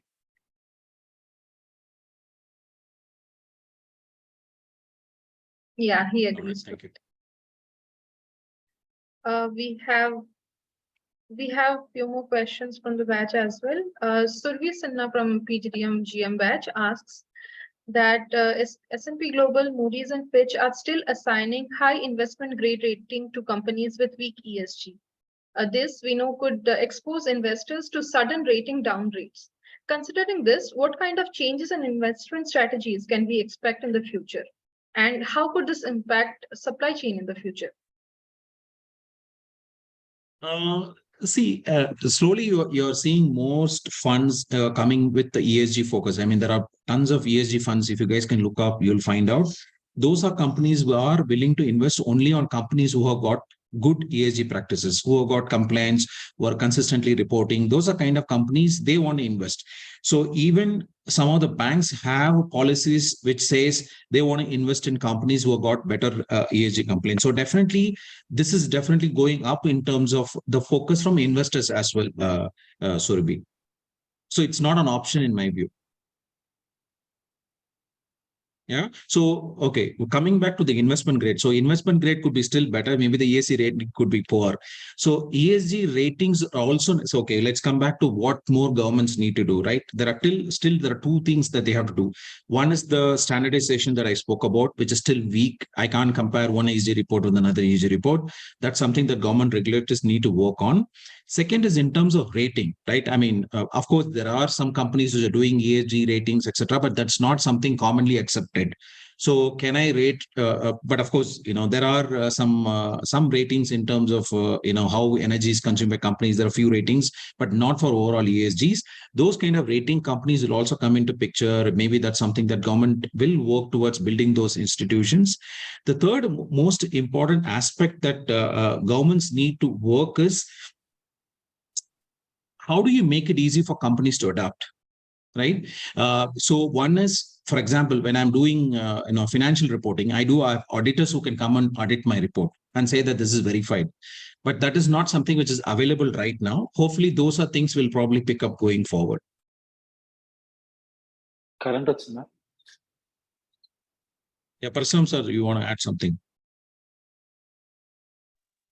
Oh, no, just I'm switching to my Wi-Fi. So I think what we see is that trend has changed. Now each and every organization, they have started looking at ESG as this is a mandatory thing to follow, and even the banks which they work with are financial institutions. They ask to declare that what is the processes they follow, and sometimes they even send a third-party auditor to verify what the processes they are following based on that their rate, and they decide the investment with that particular organization. Otherwise, it may not be only the financial data people are not working. It's ESG is equally a critical for them to get the financials nowadays. Ali. I hope Survi's question is answered with us. Thank you so much. Do we have any more questions? Please raise your hand.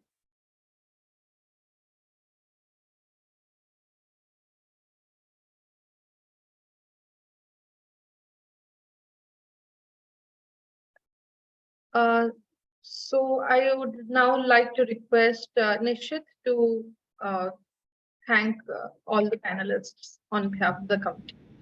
Please, Nishit. Sure, Shilpita. I would like to thank our distinguished panelists who generously shared their expertise and insights with us. Your perspectives on the topic were truly illuminating. Some of the key takeaways from the session suggest several challenges that companies encounter while integrating ESG principles into their supply chain practices, including a lack of understanding and awareness, difficulties with data management and reporting, challenges in supplier engagement and collaboration, and also ESG practices have a potential to improve companies' operational efficiency and bottom line margins through cost reduction and risk management and brand reputation enhancement. And also, we need to focus on sustainable procurement practices that can reduce a company's carbon footprint by sourcing goods and services with minimal environmental impact. Also, there's a need to focus on packaging materials and design, ensuring that the packaging is as easily recyclable as it is one of the significant contributors to environmental impact. We, we hope that key takeaways from this session will inspire us as future leaders to incorporate ESG considerations into our strategies and help us to create a more sustainable and equitable world. Once again, I thank you to our panelists and attendees for your participation and support in making this panel discussion a valuable and informative part of our conclave. We look forward to building on the insights and ideas shared during this discussion to continue driving positive change in the world. Thank you. Thank you. Thank you. Thanks, everyone. Thank you. Thank you. Thank you. Thank you. Thank you, everyone. Thank you, sir. Thank you, Thank you, everyone. Ram. Thank you. Thank you. So we have a case competition that we have put on the platform. So we have one of the member from the committee, Chintan Sohani. So he will be announcing the winners for the case competition. Chintan, please. Yeah. Good afternoon, everyone. This is Chintan from Corporate Competition Committee, and I would like to share an important update with all of you. Corporate Competition Committee had organized a Clockspeed Operations and Supply Chain case competition from the 19th of March to 20th of March. And the theme of the case competition was Innovating Supply Chain for the Future. The case competition saw nationwide participation across all the top B schools from the country. And we had a participation of about 540 teams, out of which we are going to announce the top 3 winners for the case competition. And the second runner-up for the case competition is Team Mavericks from SP Jain. The runner-up is Team Autobot from IIM Ahmedabad, and the winner is Team Minesweeper from IIM Indore. We would like to congratulate to all the winners and would also like to thank to all the remaining team members who had shown active participation in the competition. And finally, we would like to thank our sponsors, Skillbus, which is a skill building platform where people and students are getting a lot to learn from. So everyone involved in this competition, we would like to thank you and have a great day. Thank you. Thank you, Chintan, and a great congratulations to all the winners. We'll be taking a small break now till 3:55. At 3:55 p.m., we'll be starting the third panel discussion. Till then, we would like to stay online and stay tuned. Thank you.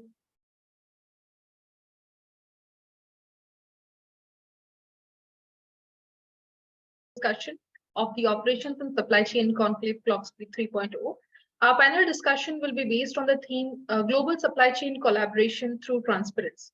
And this discussion today would be moderated by Mr. Shivank Chaudhary, who is a student of the PGDM GM batch of XLRI Jamshedpur. Let's have a look about the eminent panelists that we have today on board. First panelist we have is Mr. Shubhankar Chatterjee. Mr. Shubhankar Chatterjee leads the Integrated Supply Chain Management function for Cummins India. In his role, he is responsible for identifying and driving strategic opportunities that helped achieve the vision for Cummins India. He is focused on creating a digitally enabled, agile, and resilient supply chain organization that is capable of supporting Cummins India's growth while delivering business goals and creating next generation capabilities to support newer business ventures. Before joining Cummins in March 2022, Mr. Chatterjee has been a part of leading organizations like Schindler in India, Greaves Cotton, Tata Cummins Private Limited, and Tata Motors. He has an extensive experience of 31 years in quality, manufacturing, new plant startup, supply chain, purchasing, project management, and Six Sigma. His core competencies and professional strengths include coaching, managing large-scale operations, leading factory startups under tight timelines, and driving profitable business growth while improving efficiency. Mr. Chatterjee holds a master's degree in mechanical engineering from the National Institute of Technology in Jamshedpur and an MBA from Kelly School of Business, Indiana University, USA. He also has is a certified Six Sigma Master Black Belt. We welcome you, sir. Thank you. Glad to be here. The second panelist we have here is Mr. Rajiv Bhattacharya. Mr. Rajiv Bhattacharya is a highly accomplished professional with over 3 decades of extensive experience in country management, managing profit center and business operations, organizational transformation in M&As, new generation ride-hailing, online food and grocery, and hyperlocal delivery business, process optimization, logistics and supply chain management. He is a keen strategist with expertise in managing business operations and ensuring optimal utilization of resources with top and bottom line profitability. He has been an energetic leader and a change agent known for ability to envision and create successful outcomes in complex and multicultural environment. He has turned around underperforming businesses and enhanced the value of operating business units through process improvements focused on best practice identification and implementation. We welcome you on board, sir. Thank you. My pleasure. Over to you, Nishit. Our third panelist, Mr. Vijay Shetty. Mr. Vijay Shetty is passionate and result-oriented supply chain professional with over 25 years of progressive accomplishment in building supply chain function as a strategic advantage for the organization. Strong strategic planner, ability to look at the bigger picture, and a persuasive leader. Committed to managing operations and projects flawlessly while consistently delivering desired result for reputed organizations and diversified international companies. We welcome you, sir, on the panel. Thank you. Happy to be here. Our fourth panelist, Mr. Shashi Shekhar Tripathi. Mr. Tripathi believes in introduce growth among your customers as you grow. Otherwise, it's just another mechanical job. He is the marketing guru of eShips family. He holds a strong caliber driving the appeal, brand, and communication aspects of eShips. His primary role at eShips is to lead marketing strategy and its execution. He also leads the implementation of PR and brand strategy initiatives. Mr. Tripathi plays a key role in spotting the big bucks by conducting investor outreach and management. Mr. Tripathi, while being in Bangalore, currently has an ingrained experience of Mumbaikar by working for organizations like Carry Indiv Logistics and Arshia Limited. His prior experience has been management of international clients from logistics, LME trading, and warehouse space. In addition to this, he has worked with some multinational beverage companies. Shashi has acquired his master's degree in marketing management from Balaji Institute of Technology and Management, Pune. Mr. Tripathi has been a spokesperson for eShips at multiple platforms such as Your Story Interview, eShips Logistics Supply Chain Management Webinar, Pharma SCM 5.0 hosted by ISCM Forums, NSRCEL, and Maruti Suzuki India Limited session. We welcome you, sir. Thank you so much. Pleasure to be here. Now, I would like to request Mr. Shivang Chaudhary to take over for the panel discussion. Thank you, Nishit. Thank you so much. Good evening, ladies and gentlemen. It gives me immense pleasure to welcome you all to this panel discussion on the topic of global supply chain collaboration through transparency. In today's interconnected world, the global supply chain plays a vital role in the success of businesses across all industries. It allows companies to source materials, manufacture products, and distribute them to customers worldwide. However, with the increase of complexity and scale of supply chains, there are numerous challenges that organizations face, such as disruptions, delays, and lack of visibility. To overcome these challenges, many companies are adopting a collaborative and transparent approach to supply chain management, which involves sharing information and knowledge with all stakeholders involved. Our distinguished panel of experts today will shed light on the significance of this approach and its impact on the supply chain ecosystem. They will discuss their insights and perspectives on the benefits and challenges of global supply chain collaboration through transparency, as well as share best practices and real-life insights from their respective industries. The proceedings of the panel discussion will begin with opening remarks by each panelist, followed by a moderated discussion on key topics related to supply chain collaboration, such as transparency, communication, trust, and technology. We will also have a Q&A session towards the end where the audience clarification from the panelists. We hope that this discussion will provide valuable insight and perspectives on how businesses can enhance collaboration and transparency. So without further ado, I invite our panelists to begin with the discussion. My question to everybody will be, what comes to your mind when you hear the words global supply chain collaboration through transparency, and how would you define it? So, I would like to start with Mr. Shubhankar. Okay, so good afternoon to all of you, and happy to be here. And thanks for organizing this session. When we talk of global supply chain collaboration through transparency, we need to first understand that post-pandemic, our environment, the macroeconomic environment, and also the internal environment within the organizations have changed. So in this very volatile, uncertain, complex, and ambiguous world, which we call to the VUCA world, and if organizations will have to stay ahead of their profitability, growth, and market share, they'll have to win it all together. It is not possible, or if it is, I guess, it is imperative that there is no more an option of winning alone. So there is no scope for a zero-sum game. It has to be a positive-sum game where we win all together across the value chain, across the tier 1, 2, and 3 suppliers, along with the customers. And we win it together by sharing of data, sharing strategies, sharing resources, sharing technology seamlessly across the value chain. And that can only happen when we have a good level of trust, collaboration, and transparency between the different stakeholders.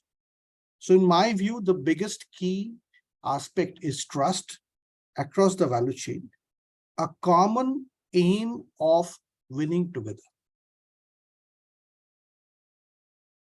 Thank you, sir, for your insights. Moving on to Rajiv, sir. Yeah. Exactly. In fact, when you talk of the global supply chain, the first thing comes to our mind is what happened during the pandemic time, and when everything collapsed across the world, and we had a tough time. Even now, automobile industry is going through the phase of shortages of chips. So we have seen that how it transparency really affects the whole value chain of an organization or of an industry per se. So it's very important that the transparency thing is maintained across the entire chain, whether it's a global or it's a domestic supply chain. I think it applies to both the cases, either it's domestic or it's a global. So the most important thing is, as Mr. Chatterjee said, is the trust within the stakeholders. I think that's absolutely very, very important, that you have to build the trust within the stakeholders and get aligned with the goals of the company. If that doesn't happen, then the transparency only will not work. So in a nutshell, I think transparency with the trust will help in terms of having the best of the supply chain, which is required for an organization or for an industry. Thank you, sir. Yes, trust is a major pillar in the supply chain industry. Thank you, sir. Moving on to Shashi, sir. Hi, thank you, everyone. So basically, pre-pandemic or post-pandemic, I mean, the necessity of a transparency was always there. However, this pandemic has triggered in a way that the control tower is more important for the companies to have the visibility of every supplier, which was mentioned by Mr. Shubhankar when he said that supplier 1, 2, 3 and different stages of supplier. It's not only the forward supplier, there could be many other players who will be supplying to the supplier also. So it's basically how do we bring that on a tool which can enable both the vendors and the customer all put together, so that they have visibility of everything. When I say this, sometimes the companies have a trust issue that the supplier is not performing as they should be performing. The data or maybe the material is not good. On the other side, the supplier may be feeling the other point where he says that I'm doing the best, but the company has an affinity to certain player, and that is the reason they are favoring the other one. So the tool is very much important. That's where the technology companies have added value, particularly in the pandemic period and post-pandemic, where they are creating a master tool where the visibility and the transparency and the trust can be built all put together. So that's where we see that the global supply chain and related transparency is the key for all of them to grow, and a tool which can provide a clear-cut visibility for everyone, that there is no partiality as such made to anyone. That's where the value gets created and auto-populated to the other players in the market. Thank you, sir, for your insights. And moving on to Vijay, sir. Yeah, hi, good evening, everyone. I would say global supply chain collaboration, is a buzzword, but I think organizations across need to do a lot in terms of bringing that transparency. We say that, okay, we want to be transparent, but how many companies are willing to be transparent to? Of course, the supply chain function has gained momentum in the past 2 years, and the visibility, particularly in the boardroom, that how global supply chain is important. But how are we actually playing our cards? Are we actually truly collaborating? Okay.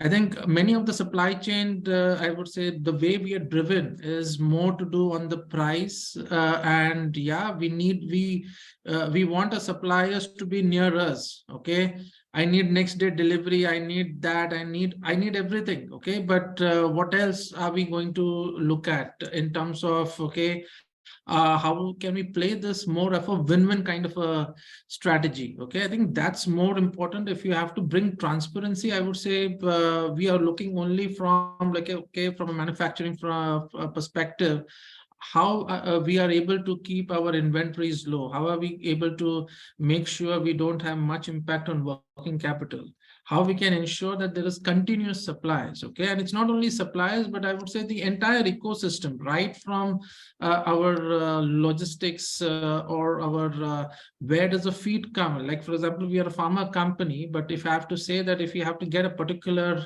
antibiotic API, let's say amoxicillin, okay, what is more important? The price of corn, the availability of corn becomes important, okay, because that goes on in terms of going into making a key starting material. Then there is a 6 API stage, which becomes an intermediate stage, and from there we finally transfer into an active pharmaceutical ingredient. Finally, when it comes to us, we formulate it so that human being can consume that. Okay, so there is a whole lot of chain, and transparency is one way very critical, not only from a standpoint of view because pandemic was there or before pandemic. It is a need of the hour because today this space, if you don't have visibility, there are a lot of issues when it comes to counterfeit and spurious drugs. I don't know whether you've heard of it, okay? And not only in pharma, FMCG, you name the industry, you have this challenge, okay? And how you can make sure that the customer or the consumer who's consuming the product finally is having actually the real product, okay? Though there are a lot of examples in terms of collaborative, rather than looking at a short-term kind of a gain, I think we should look at more of a long-term strategic partnership with our suppliers or with our partners who are working in the value chain, okay? I can give a classical example. During the pandemic, to ship a particular product to a particular country, let's say US, the freight rates moved from $5,000 to even $15,000. But just because you had a strategic partnership before even the pandemic struck with a particular shipping line, you enjoyed that kind of a partnership. Your prices did not go high. Okay, so I think more of a strategic partnership is required to build that particular transparency so that even your suppliers or your partners feel that, okay, yeah, I have volumes. I know that, okay, this company is going to stand by me, and I will also make sure that whatever I do, I pass on the benefits. So it has to be a more of a win-win. Transparency really works when you play a win-win strategy. Yes, true, sir. Your comments have really helped us clarify an important issue. So, Vijay, sir, this brings me to the question that how can companies effectively manage risks associated with sharing sensitive information with suppliers and partners, as you talked about, and particularly in the industry where competition is very high? Also, sir, it would be great, as you shared a real-life instance with us, it would be better to comprehend if you do that. See, what happens, I think the law is very strong, okay? Whenever we enter into a contract with a supplier, there is a non-disclosure kind of an agreement, okay? And now with the technology being used in terms of sharing data and information, there is something to do with the data breach agreement, okay? And these are auditable, okay? You actually even get to know. So even if you're sharing some information and if you know that the partner is actually willing it, these are live environment where you can even audit it, okay? For example, if you're sharing some inputs with related to, for example, a formula or a formulation for a particular product where you are the only one. Let's say Alchem is into launching new products almost every quarter. And if we have to actually get this manufacturer and our supplier base to be ready, we have to be transparent with our suppliers. The only thing what we do is we sign an NDA, we sign an agreement which is clearly binding with regards to the capacity, with regards to the manufacturing activity, that whether it would be dedicated to Alchem, and with volume commitments as well, okay? Later on, that further takes us down to making sure that how it actually will flow in when it comes to that, okay, we have clear transparency that, okay, the product said more. So like, for example, GPS systems and other systems are used to, our IoT devices are used to make sure that we get that complete transparency into it. Yeah. So this is a short answer in terms of how we can. So there are various ways where we can ensure that, yeah, the confidentiality remains with your partner, but that doesn't happen day one. It's a over a period of time that you start building that kind of a relationship with your suppliers. Yes, true, sir.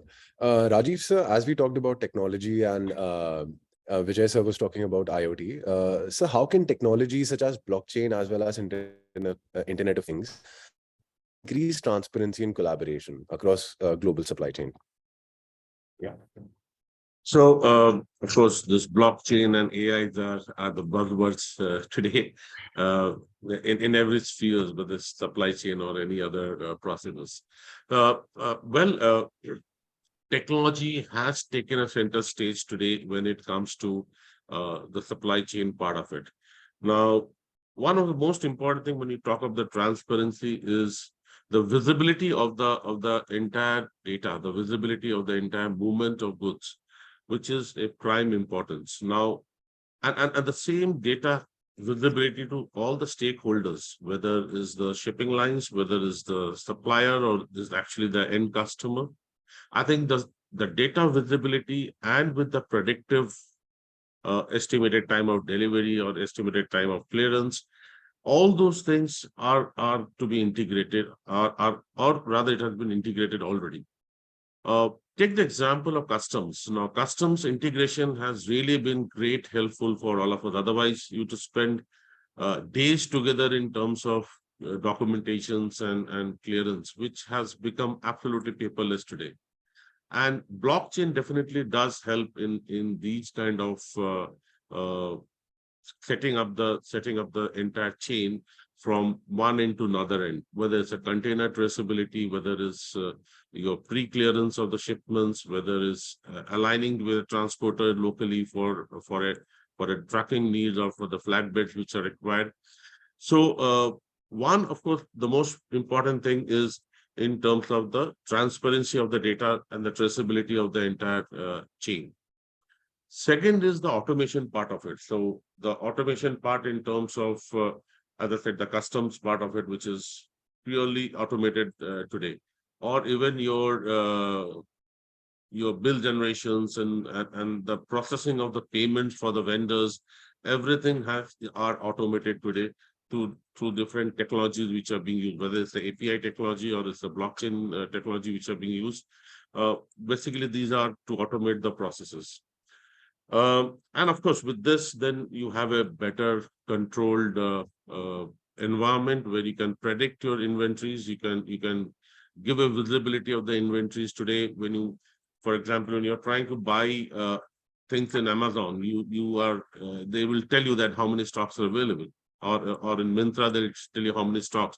So it's interlinked with the vendor, where vendor is showing the inventory and you are actually seeing at the end customer seeing what is the inventory available.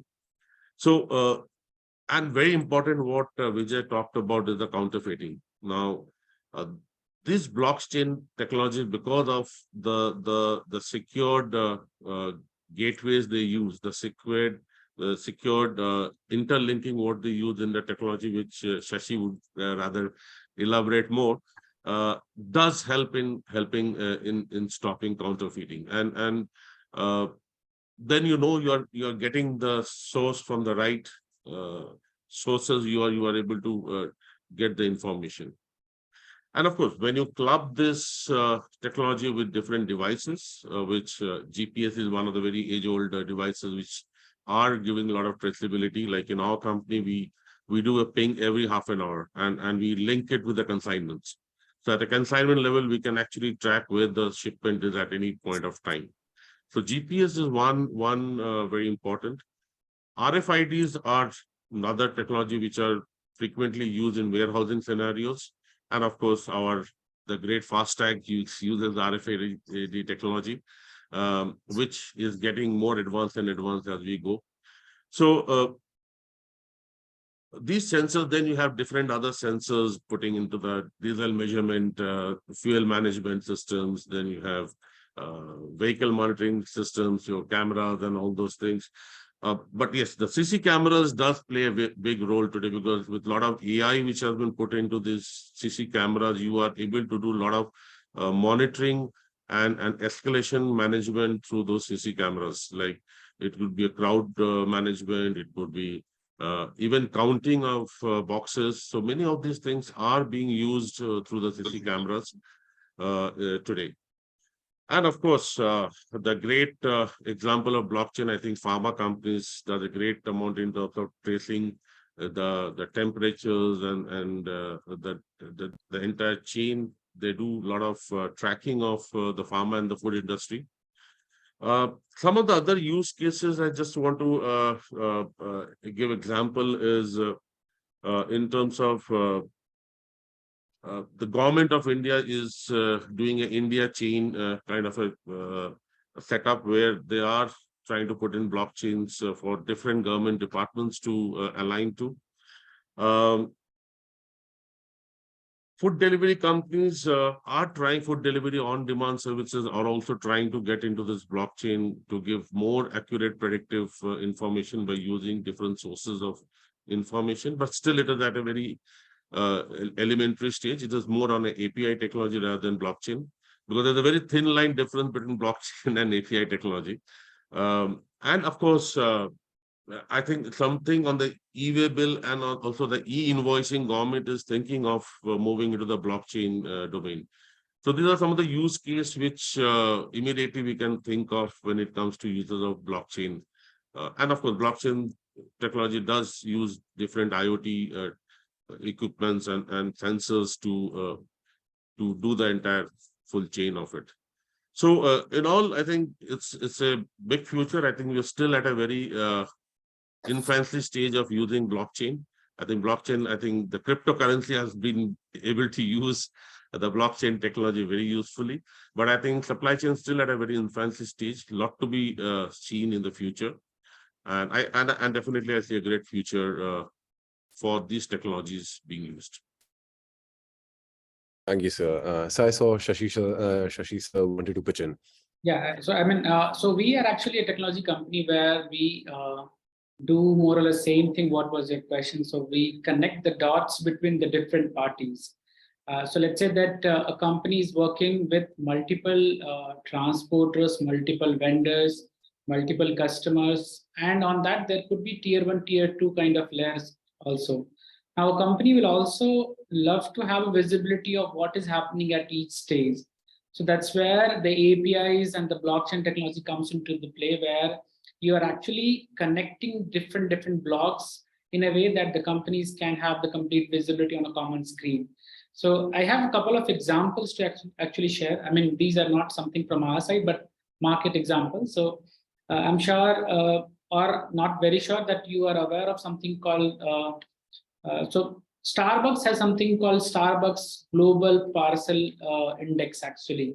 So what they do, every bean which you purchase from Starbucks, so every package has got a QR code. If you are able to scan those QR codes, you'll be able to see which is the farmer who has produced this, the location where it was roasted, the location where it was sold, from which country it is originated, and the complete chain of the connects. I mean, so it gives a lot of, it adds a lot of value to the person who is actually purchasing it. It also gives a confidence of the kind of the packaging or maybe the supply chain connectivity has been brought before in order to put it on the shelf. It's not that you source it from any other location, then just put it across there. So it has complete visibility. Now, in regards to a common generic understanding, so let's say that a company which is based out of Ludhiana and they are exporting goods to, let's say, Spain or maybe USA. So what will happen is they will procure the cotton from a common farmer, then they will weave the material, then make it ready, then they will put into the factories, then it has to be transported on a small truck to the large truck to an ICD location, from there to containers, then on railway it will move to Mumbai, and from Mumbai it will go to, I mean, there are many stages in which the consignment get moved. So can we have a visibility on all the stages, how it can be possible? So for example, every parcel which is getting moved, there is some kind of unique reference number, whether it is created manually, whether it is created digitally, there is a manual reference number for anyone to create a record into the system saying that I have sold this, I have purchased this. And if we connect all of these dots, the companies or even the end consumer feel good about it, that where it is coming from. So for example, the same material, when it is sourced from India and Bangladesh and then sold into the global market, I mean, companies or the end customers may not look into where it has come from, but when it is giving, I mean, if given a chance, if they get to see all of this, they feel good about it. Now, this is one side of it. Now, how companies are trying to protect these data? I mean, there was second side of the question which you are asked, Shivank. So, I mean, the companies, what they do, they have 3-4 different approach. One is definitely signing an NDA, which is non-disclosure agreement, which protects the right of the data. It's again a document. You sign it, maybe you enforce it or not, that is secondary. Second thing, how do you pass this data? So what information should be passed? So for example, most of these data are shared to the transport companies, the courier companies, because they are only who are moving goods from place A to place B. Now, what kind of data should be passed? Do we have a control over the data? Can I purge the data when I need to purge this data? And can I have complete control in terms of my system? So for example, I'm giving the information in an Excel file. I'm giving the information in a hard copy. So in that case, you will not be able to retrieve that information when it is shared. Now you get to decide how do you want to share the data. So from a technology point of view, we suggest 3-4 options to the companies that you may do an FTP transfer, where you get to decide what kind of file you want to pass it to the companies, whether you want to edit on a real-time basis or whether you want to restrict the information, and this get purged on automatic basis. Now, the second is basis an API where you have a complete control, where the transporter may be able to consume the data for a limited period. After that, the data is completely gone. So that's where many things come into the picture. We provide such support to the companies, and we have been working with some of the larger corporates in order to provide the necessary, not only visibility, but in terms of the data safety and security also. Thank you, Shashi sir. Shubhankar sir, would you like to pitch in on this topic? No, I guess most of it is already addressed. So the bigger issue is use of the prevalent technologies, which is blockchain or API or RFIDs or barcodes and the GPS systems to track data end to end. For example, the examples which Rajiv was giving, that when a part is produced by a supplier, when it is delivered to your factory, and when you convert that into a finished good, and when you ship it out, and when you are actually delivering to the customer, today you can track it end to end. And that brings a lot of value to the system. For example, if I am the customer at the end, for example, I'll give you an example where the customer is not dependent on the supplies. Let's say you are a builder, okay, and the typical building construction continues for more than 2 to 3 years. And at different stages, you need materials to come in, okay? And you cannot have the material come early or later. So for example, if you want to build a building, you will need the elevators and the escalators and the lightings and fittings to come at the later stage, not at the beginning of the building. Okay. So here it is very important that you track that but the order itself, but you have to place the orders well in advance. So maybe you have to place the orders 2 years in advance, but you want the delivery on a particular month. You cannot receive it early, you cannot receive it later. And hence that becomes a very, very critical aspect, that you track, when did I place my order? When did the order get converted into a product? And when I'm going to receive it? And when I receive, did I receive it in whole? Is there a proof of concept? If there is a proof of delivery? So these are today's requirements, and this has become mandate now. It is not that it is nice to do. Today it is necessary. For example, in the pharmaceutical world, when we are shipping vaccines, it is very important that we track the temperature of the vaccines across the value chain. You may ship it out of India and it has to reach Africa. At the destination, it is having the right temperature. At the source, it is having the right temperature. But will it work if the temperature changes while it is in transit? So now today we have RFIDs which can track the temperature across the shipment. So this is today a necessity. And blockchain is one of them, but I guess rather than blockchain, I would say it is industry 4, which gives you an array of technologies, including blockchains, RFIDs, GPS, your various tools that is available at your disposal, which we need to use effectively to make it the data transparent. So it is nothing but giving access to the data across the value chain. And that is our basic today's theme, how to create transparency using technology. So this is today very much business necessity. And fortunately, that is today possible. You can track commodities, you can track goods, you can also track your food which you've ordered in Zomato. So how easy it is today. Yeah, Rajiv, you were saying something. Yeah, I was just going to add on to your point in terms of tracing up to the supplier is the best, I think, the automobile industry has been doing for a while. And today, if you see, the whole automobile industry is on telematics. The entire inventory management of spare parts, their pit shops, their supplier inventory, which has to be there, everything is absolutely online. So when, for example, because we run our fleets, so our fleets are connected with either Bharat-Benz vehicle or Ashok Leyland or Tata's. So they have a complete knowledge of when which part is going to get replaced. So the inventory management is much more accurate today because of the telematics which they get from the vehicles. Their pit shops are made knowing that what are the frequency of the vehicles which are running in that particular route, how many vehicles are running, and how many vehicles might have a breakdown in this stretch of 400-500 kilometers, and they build those pit stops based on those information what they gather. So actually, when you go deeper into this telematics, what this automobile industry is using is a fantastic system. Most of the companies have devised now, and it really helps them to manage the inventory, plan their pit shops, workshop management in terms of when to have a more number of people in the workshop.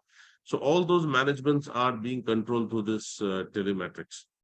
One more example use case I would like to give, that one company we have tied up with, where what we have done is, because we, as Shashi was talking about, each consignment has a traceability, which is of course there, but we have at an article level traceability. Every parcel has their traceability. So what we did is we integrated their SKUs with our parcel numbers.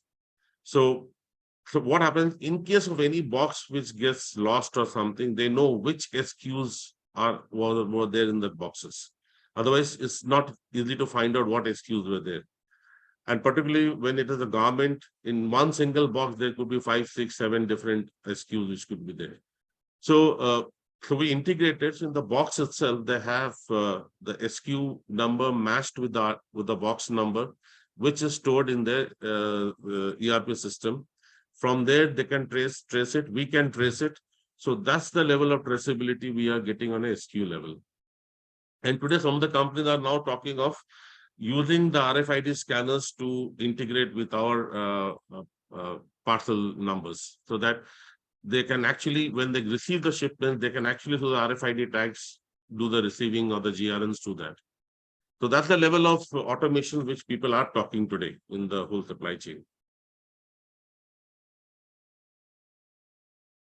Thank you, sir. Thank you, Rajiv, sir. And this brings me to thing. Many companies are working especially towards their, especially in the automotive industry, that so that the customer can see at stage of manufacturing their particular car is. It's very exciting for the customers, and it increases their capacity, and they are much more connected with the car instead of just having a delivery date on what day to collect the car. And with more lead times in automobile today. Yes, sir. So my subsequent question to Shubhankar, sir, is how can companies effectively integrate supply chain collaboration and transparency in their broader organizational culture and values? Okay, so what I would say is that when you look at the broader organizational perspective or the values, it is important that we change the landscape and the domain. Today, what is happening is that in most of our relationships or the interactions are transactional.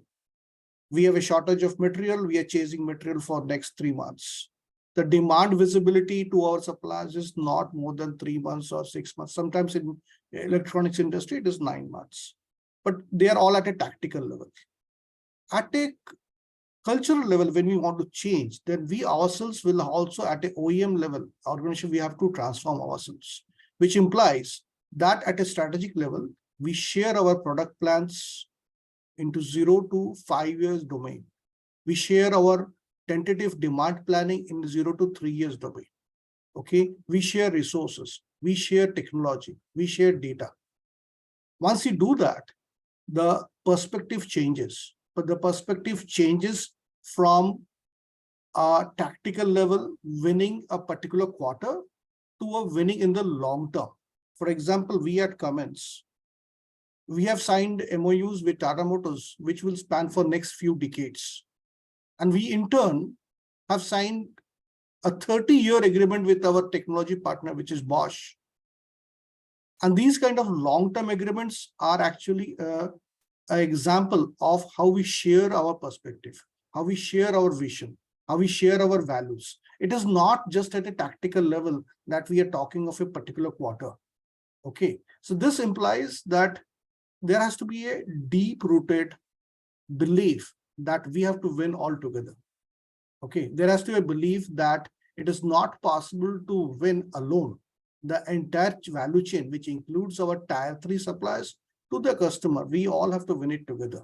So that's the cultural change that has to bring in, which actually will come when you have long-term relationships founded with the foundation of trust in it.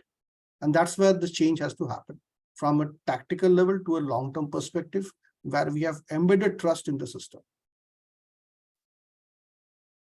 Thank you, sir. Vijay, sir, would you like to pitch in? Yeah. So from a broader perspective, I would say that supply chain itself is divided into many groups. Okay. So you would have a head planning, as Shubhankar talked about, saying that his main KRA, okay, so organization works on KRA, okay, his main KRA to make sure that demand is fulfilled. Okay, the supplies inputs are given to the procurement. Then there is a procurement head, sourcing head. Then there is a logistics head or a warehousing head separately. Okay, and there is sales and marketing. Okay, the need of the hour is to actually integrate everyone. Okay, and I think that's one place where we talk about is more of an SOP cycle. Okay. That also needs to change in terms of what we are talking about. Are we only talking about what's my demand for the next 3 months, 12 months, and then or 3 years, and then we work backwards in terms of what the capacity we need to look at? Or are we here to look at even challenging the status quo? Okay, what kind of visibility it can give us? I think that the need of the hour is I would say is when you recruit some young talent into your organization, I think you get newer vibes in terms of challenging the status quo. Okay, now typically I can tell you, like from an India pharmaceutical background, okay, on an average we get almost like 80,000 orders through almost 8,300 distributors across the country. Now, they come to us through an email. We would process it. We have an SAP system. We process it in SAP. And because of which, if we process it, there is a sale which happens and the dispatches are done. Invoicing is created. And once the invoice is created, the sales guy is also happy because based on that invoicing, his incentives are linked. Okay. And that's a primary sales. Okay. But in real sense, actually, that is not going to sales. Medicine is actually consumed by the patients, not by the distributor, right? Distributor is only storing them. Now, we at Alchem run a program where we said that, do we need orders from distributors? So during the pandemic, at Alchem supply chain, we had young talents partnered with technology service providers. And today we have a hands-free order. Let that order come in a PDF format, on an email format, or on a WhatsApp format, or Excel format, any format. our systems are so robust that it can read and it can punch the order into SAP live, whether it is Saturday or Sunday. The speed of execution is very important. Okay.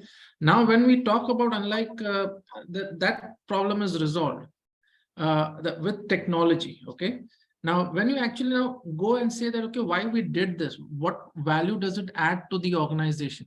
The speed is there, but now can we look at more moving towards secondary sales? Do we know what our distributors do? Okay, unlike pharmaceutical, unlike FMCG industry, where the HULs of the world or the PNG of the world will dictate terms to the distributor, saying that you need to have my DMS. In an industry like pharma, we don't have. Our distributor would have maybe 50 or 60 pharmaceutical companies working under him, and telling him that you use 50, 60 DMS, he will go mad. Okay, so what we do is to integrate it with their systems. Okay, so that we know at least today, when we get integrated with all the 5,000, now this is only for a branded business that we have done. The generic is another 3,000. So when we did a pilot with all our 5,000 distributors, what we could see is that there is also some kind of inventory, which is in some cases 22 days, some cases 30 days of inventory lying at the distributor's end, and it is not even moved to the pharmacies. Okay. Now, this gave us a new idea. Okay, in terms of, okay, so the demand planning now became more of a demand sensing. Okay, see how the paradigm shift happens. Now, instead of keeping stocks at that level, we kept stock of over 70 days. Today, we are talking about, can we lower it down by 40 days to 40 days? Okay, because almost 22 days on an average stock is lying in the market itself, which is actually not sold. You have that visibility. Because you have that visibility, you are able to take that kind of a decision. Now, understand, our domestic business is almost close to 8,200 crores. And reduction in even 15 to 20 days of inventory has a huge impact on the working capital. Huge impact. Just one thing. And the other thing is, now you know whether the products are actually moving in the right direction, where it is going, which pin code, which retailers, which doctors. So all this kind of analytics, curiosity again comes up, and we build on those use cases further. So integration is one. So broader is, I would say, the supply chain needs to look at technology will come. But how are you actually making the right use of the technology in your day-to-day activity? I think that is more important. And for us, supply chain professional or supply chain leaders, it is imperative that we should continuously look at continuous improvement and challenging the status quo. That's from my side. True, sir. So Vijay, sir, one follow-up question with this. What do you think, what are some of the effective strategies to ingrain this kind of behavior, especially at the supplier level, in the whole supply chain, the organization, as well as the external, as well as and the internal stakeholders? See, more of, I would say, in an organization, I would say, whenever we look at the hierarchy levels, okay, we always had a mindset that the sales and marketing always have an upper hand, okay, and the supply chain leaders, yeah, they come next, or they don't even come. Okay, I would say that's what I said. We need to look at defending our own self, and I would say that's why it is depending on the supply chain leaders to actually build that kind of a momentum in terms of how we can add value. It's not that of course sales is important, okay, but how supply chain can improve the bottom line. Okay, purchase procurement, I would say it's a fantastic function. Okay, logistics is a fantastic function.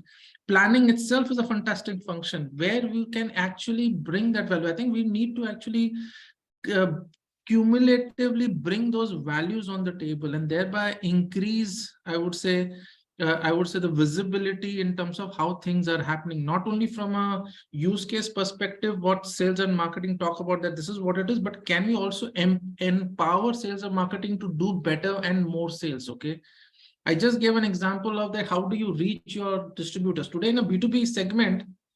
For a typical supply chain was that key, okay, the product is made, the sale has happened. Okay, once we ship it to the distributor, nothing to be looked at. The sale is done. But now we are talking about, can we look at to our distributors level And from distributors, even can I look at my retailers level saying that what is happening at the retailers end? And then through digital media, through a lot of media in terms of, like I would say, engagement with the customers with QR code on the products, engaging with them, saying that they're buying the genuine products, okay? And also making sure that we can facilitate a lot of direct exchange with the end consumers as well. Many companies are not even there as of now, okay? Of course, from a regulatory perspective, also we are regulated saying that we can't market our products, okay? It has to go through a prescription drug to via doctors and everything. That is there in the that because of the regulatory requirements of the country. But there will be a time, okay, where this regulatory requirements will ease out. What we will do next? So I would say we should start preparing ourselves, investing in future now, and continuously looking at saying that how we can add value to the business. I think that should be the challenge, rather than saying that what did I like I've only dispatched. We will not increase our value. We have to increase our value. We have to go beyond in terms of creating value for the organization and saying that, okay, how did we impact the top line and how did we impact the bottom line for the organization? Thank you, sir. Shashi, sir, would you like to pitch in for the effective strategies? So when we speak about this collaboration between the organization and the cultural value collaborations, in order to bring the transparency in the global supply chain, what we have seen that there are many things which comes into the play. As Mr. Vijay was saying, it's not that a warehouse team get to decide, or maybe the sales team get to decide about what should be done, who should be the right vendor, what information to be passed, not to be passed.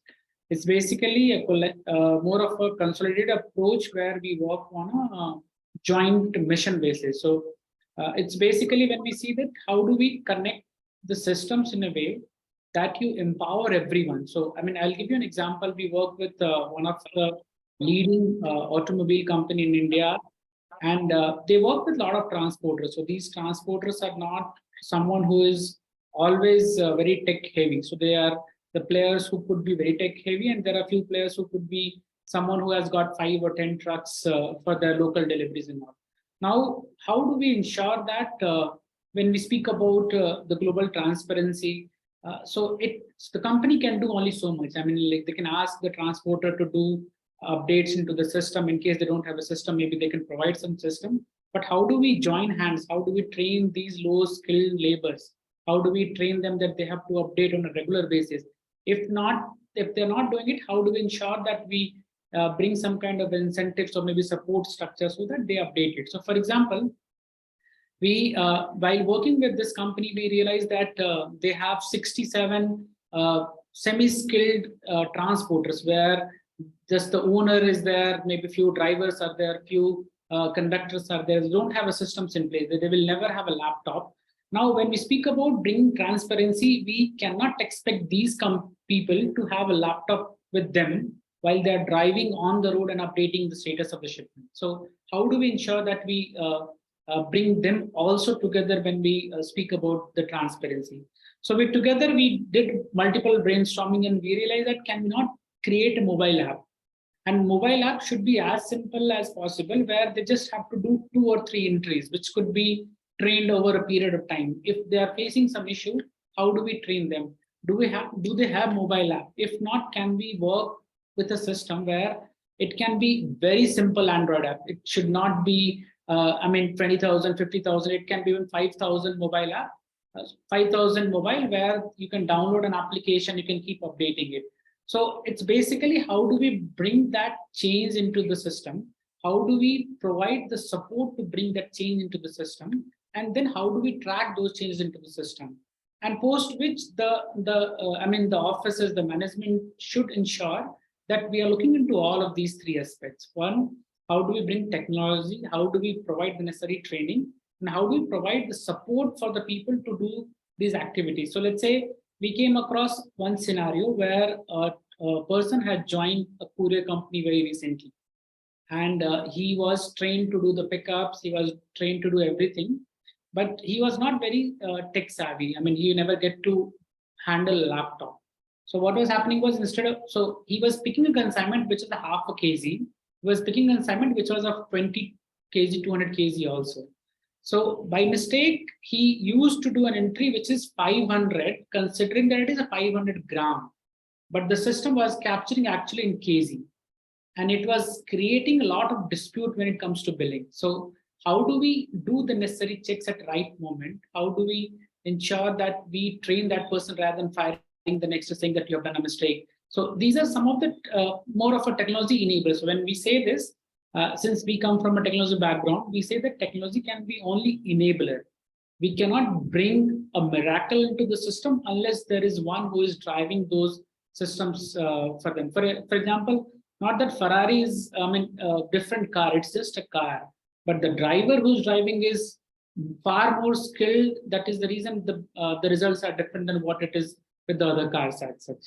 So I think that more of a change management is what I will have to summarize. Exactly. Join hands. Exactly. We can have a fantastic product or a system, okay, but I would say if the implementation is not aligned with all stakeholders, okay, nothing goes out, okay. So the buy-in has to be from each and every stakeholders, and to make sure that it is sustained over a period of time. Otherwise, yeah, it dies its own death. Okay, so I think that's very critical. So any new initiative, I would say, how do you track it? How do you even have your external stakeholders involved in it, engaged in it, including your peer group, whether it is sales or marketing, whether it is your procurementing, whether your senior management, top management as well. And that can only happen with periodic review in terms of how we are actually transitioning this. Okay, I would say it's a matter of the first 6 to 9 months. I would say once that happens, I would say then you can say that, okay, this change management has actually been implemented in the right manner. Thank you, sir. So my next question is to the whole panel, and anybody can pitch in whenever they like. So many a times we talk about data analytics and advanced technology, especially in the global supply chain space. So are using the data, are they able to leverage it? Are they able to really incorporate not 100%, but maybe at a level of 80% where they can gain insights from advanced technologies? And are they able to utilize it? Let me take this one. See, data analytics has advanced tremendously over last 1 decade. Okay, what we are seeing is that we today have platforms which provide end-to-end data visibility. For example, we are creating a platform where we know what is the inventory level for the raw material for our suppliers, not even just the finished good. Are they going to go stock out with the lack of shortage of raw material? Because we had to do it. This was not a requirement pre-pandemic, but post-pandemic, once the steel shortages started happening, we literally landed up tracking the suppliers' raw material. So today we have end-to-end visibility and platforms where we track the raw material, from the raw material to the supplier's premise to the finished goods delivered to the customer. We have inventory analytics where we know exactly what are the fast-moving items, what are the slow-moving items. The inventory analytic tools give us a replenishment cycle which optimizes the reorder points, which is very difficult over thousands of SKUs if you want to do it manually. If you want to really bring inventory down, you have to play with the reorder points at a dynamic level. Okay, so these are some of the tools like the multi-echelon inventory optimization tools, the control tower concepts. These are today very prevalent. They are very standard platforms available globally. You can look at the Gartner sites, which will tell you which are the standard platforms. And they are being now very effectively used to manage the overall supply chain, which results in much more improved situation where we have minimal bullwhip effects. Okay, the bullwhip effects today, which used to be there because of lack of transparency, lack of data. Today, our planners who really punch data and procure material, they have very clear visibility. Where is the raw material? Where are the parts? And hence, there is no need to panic. There is no need to order something in excess. So this is really helping us bringing down improving the overall efficiency. Correct. So that's from my side.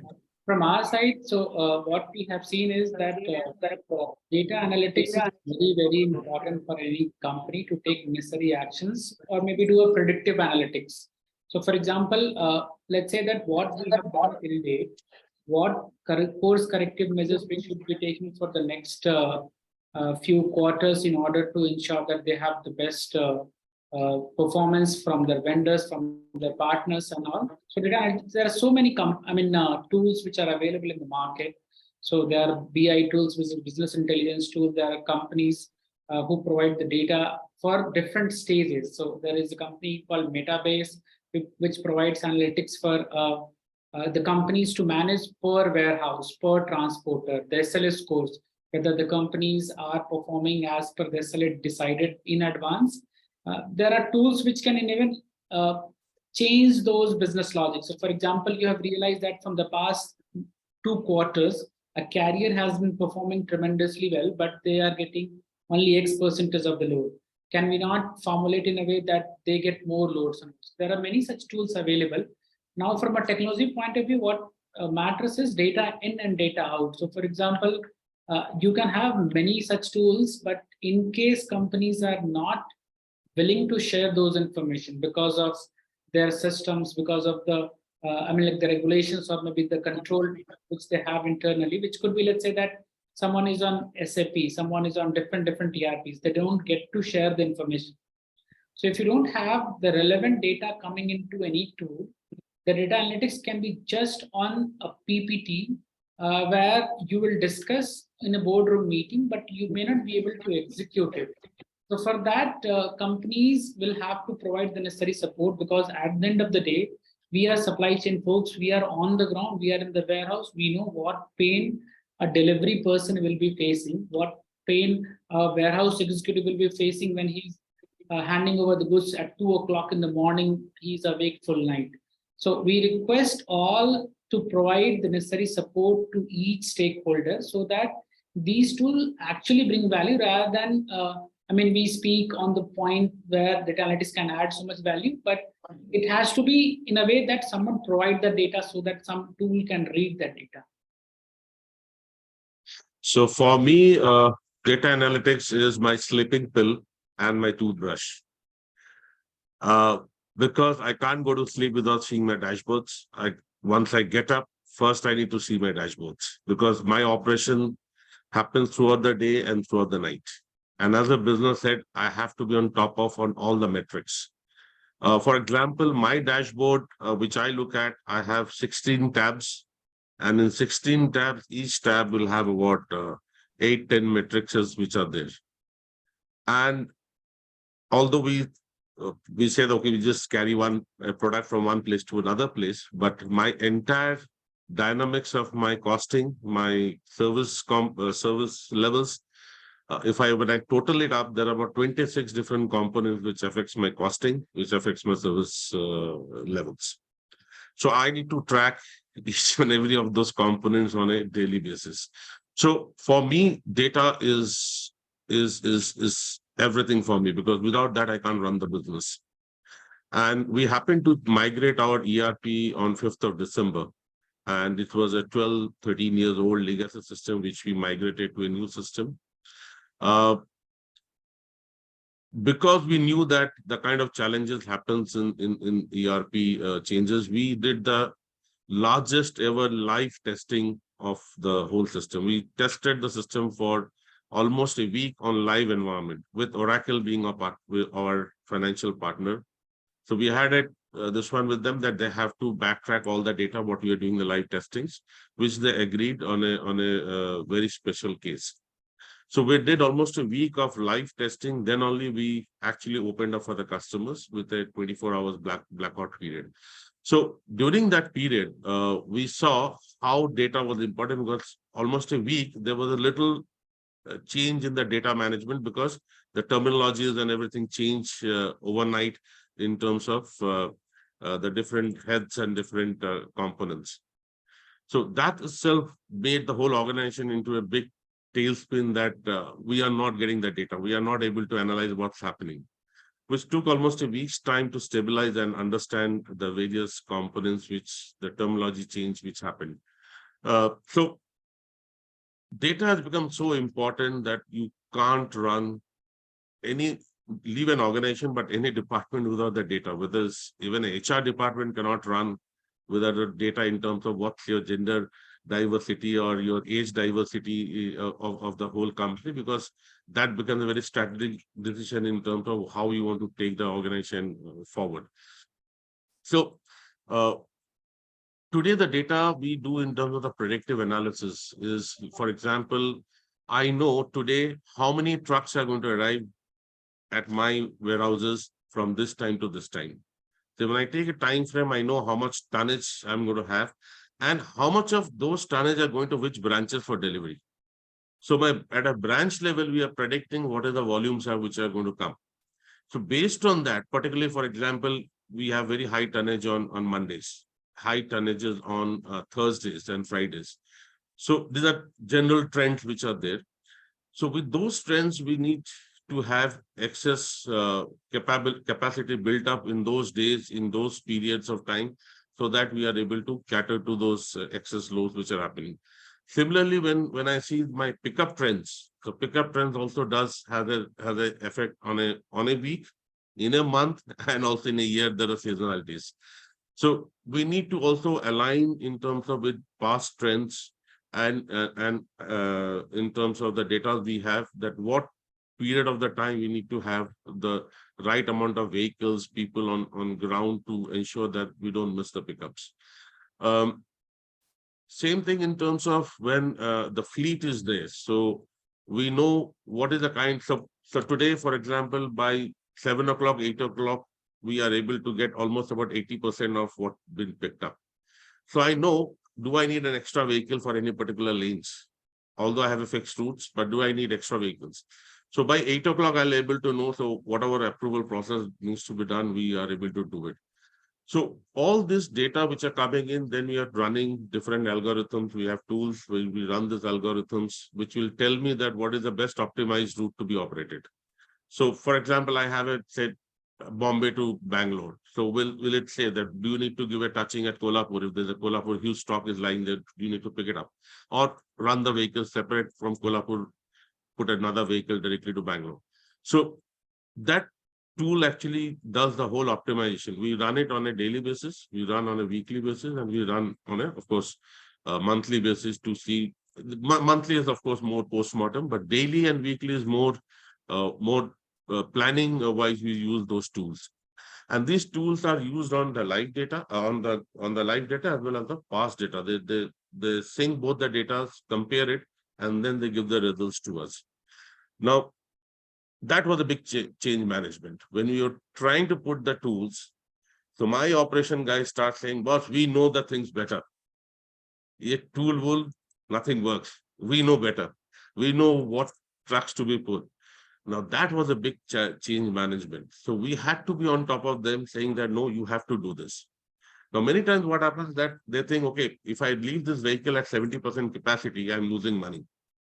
But you don't realize from the other side, you are having excess load and you're using an extra vehicle, which is you're paying at a 20-25% higher cost. And when you see in the whole scenario, when you optimize at a period of 1 week or 1 month, you see, no, actually you save cost, which human brain will not be able to do it on a silos basis. So that change management, we had a big problem in terms of implementing these tools, implementing these optimization concepts within the operation team. So showing them the results, that how the results have actually affected and how it has improved, helped them to improve. They was to stay till 12 o'clock, 1 o'clock in the night doing the approvals. So today, everything is done by 8 o'clock. They are happy, man. No, actually, no, Rajiv, that was the game. People enjoyed doing that. And they feel that we are important. Yes. So that is the way, I guess a very valid point what Rajiv brings in is the change management, the change of mindset that technology and tools and apps, analytics can do better than human things. We need to accept that. But the very similar lines, what we have done is we have implemented transport management apps. So our vehicle utilization for our aftermarket business, which used to be in the range of 60-65%, has gone up beyond 85%. The app has paid back in less than 6 months, whatever investment we made. And now we are actually deploying it across businesses. We changed our forecasting tool for aftermarket business, and we got an improvement of forecasting accuracy by almost 25%, which implies we were buying goods based on historical data and they were not required by the market. Now, today, when the forecast accuracy improves, my inventory levels goes down significantly. And that's a huge saving for us. Okay, these are different, and this we need to accept. I'm doing inventory management of my own. I have great analysis and great capability. I've done it for the last 20 years. It's not enough. There is a AI tool, there is a machine learning happening, which can do a little better than you. We need to accept that. So that's a change in mindset, and that's a very valid point, Rajiv. One more example I'll give you when we made this change. So we have this area accountants and the regional accountants. So they were the happiest guy checking bills of all the vendors, cutting the freight amounts. They were happy doing those things. So when we changed this whole ERP, so the entire billing is automated. So you have a fixed contract rate. On the contract rate, the amounts are getting provisioned, and the provision after the month is over, the period, whatever the terms are there, monthly, fortnightly, whatever. The system is generating the bills. Now, accountant doesn't have a job. Now they come, sir, there's no bills. So how do we approve the payments? Now, that's a huge change. So we had to go back to those accountants and said, boss, you are no more an accountant. You are a financial controller. You go and check whether the guy is actually, the contracting is right, whether there's a improvement in the contracting you can do. You go and check whether there are financial or cash management being managed properly, because a lot of cash transaction does happen. So whether the cash management is handled properly. So you, from an accountant, your role has become to accounts controller, not finance controller, but accounts controller. So that's a huge change.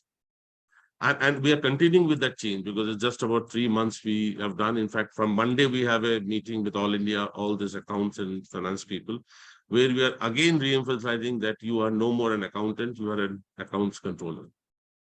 So that's the change which we are driving at this moment. I guess that accountant would be in a very tough spot, knowing his new responsibilities. Yeah, but actually their work has actually elevated. From making JV entries, they are actually elevated to a controllers. So actually the job profile has actually uplifted, which many of the accountants are not realizing. They said, "Mera kaam kam ho gaya." Yes, sir. Vijay, sir, would you like to pitch in? Yeah.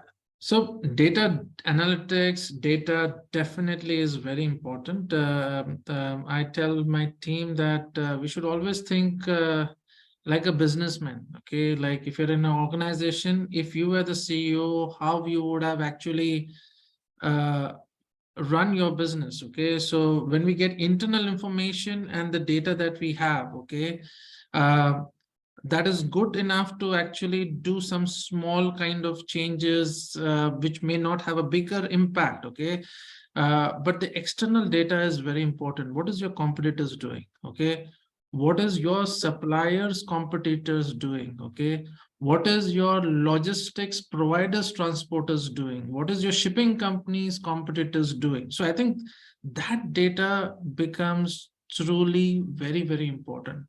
What is the other manufacturing guys are doing? Okay, we are manufacturing, are we able to produce? What is the other guys doing? Okay, so I'll give a classical examples. I would say that will help. Okay, so when we actually talk about data, we talk both from an internal perspective and also from an external perspective. Okay, so from when the shipping company prices were going high, okay, during the pandemic, okay, we always kept tab on what's happening in the external world. Then came the Ukraine war, and it helped us in terms of building a shorter term contract or a long term contract with the shipping companies. Okay, today also compared to the market, I would say we pay $1,000 less when it comes to our shipments, whether it is import or export. Another example from a manufacturing perspective, Alchem is like, I don't know whether you know Alchem Pharmaceuticals very well. We are the #1 company manufacturing antibiotics, okay, antibiotics, which is there, okay. During the pandemic, 2 years, we would have forecast of this product will go and all kind of stuff would be there. But all the sales guys were sitting at home because lockdown was there. What were we doing? And what was getting prescribed actually? Vitamins, immunity. So everybody was like very much curious about health. We actually changed our gears overnight because we were external oriented as well. Okay. We made sure we manufactured vitamin C, vitamin D, different multivitamins and all that. We also kept tab on what's happening with the competition. Okay, so government made rules saying that even if one case or 2 case in the manufacturing unit, the entire manufacturing unit needs to close down. They have to sanitize it, 21 days of this. And when we used to get this kind of information, we used to like, oh wow, good, this is the right chance, pick up more raw materials, make the material and make sure you are there in the market. I can give a classical case. Zincovit is one of the competitors in the vitamins area. I'm sure you must have heard of Zincovit. So Zincovit plant closed because of some cases, okay? And we were able to move our product A to Z Gold into the market, which is another multivitamin. It's sold like hotcake, okay? We used to sell 8 crores worth of stocks in a month on an average, pre-pandemic levels as well. But during the pandemic, we were actually selling it at even 60 crores a month. That's the kind of external orientation. If you are there, it will definitely help us. Okay. It also helped us qualifying different suppliers, saying that what is happening, what is the issues faced by our suppliers. So I think external orientation and internal inputs together helps us take some good decisions. You can predict what's going to happen, predict the demand in the right way. Because if you ask the sales and marketing guys, 3 months forecast, they will definitely give you the inputs. But if you go and just produce that and don't look at the external, what is happening, you'll end up with stocks which are actually not going to get sold out. I think that's more important from a business perspective. Any business or industry, wherever you are, I think data from both internal as well as the external world is very, very critical for decision making, and that helps in terms of taking the right decision. And it has always helped. I can tell you 100% of the time it has helped. Our sales and marketing team have come back and said, good, we took this decision, good, we did this. Yeah. So data analytics definitely is important, and one has to be also not only internal oriented, gives more of an internal matrix saying that how we are doing, how we can do things much better, but external orientation definitely helps in terms of shifting gears, saying that what we can add value, how we can add value to the businessman. So a very important part is think like a businessman, saying that this is your business, what you would have done if you have this information in hand. Thank you, sir. The next question which arises to me is when we talk about data, so data is generally used for measurement. Are we able to create an impact, especially for the companies which we are working for? And so right now, data was a very big buzzword, especially in 2016-17, and it really took off in 18 and 19. But right now, we are at a stage where other things are coming up, and data is given. So are we at the surface level of measuring impact through data, or are we more to explore, especially given the global supply chain and transparency, or are we just at the surface level, or are we going deeper regarding if you ask me, the last 2 decades, we have done a lot of work on data. Okay, so if you have seen that overall the system has changed, we used Six Sigma to a great extent to analyze data. That was more of stats, but Six Sigma is actually a stats of it's an introspection kind of thing. You look at the data of what has happened. you don't do a lot of forecasting based on Six Sigma. But today, with analytics, what we have, we can do a lot of forecasting based on what's going to happen. There's a lot of possibility of machine learning, which is going to predict that this is what's coming. Okay, and this is where we can leverage.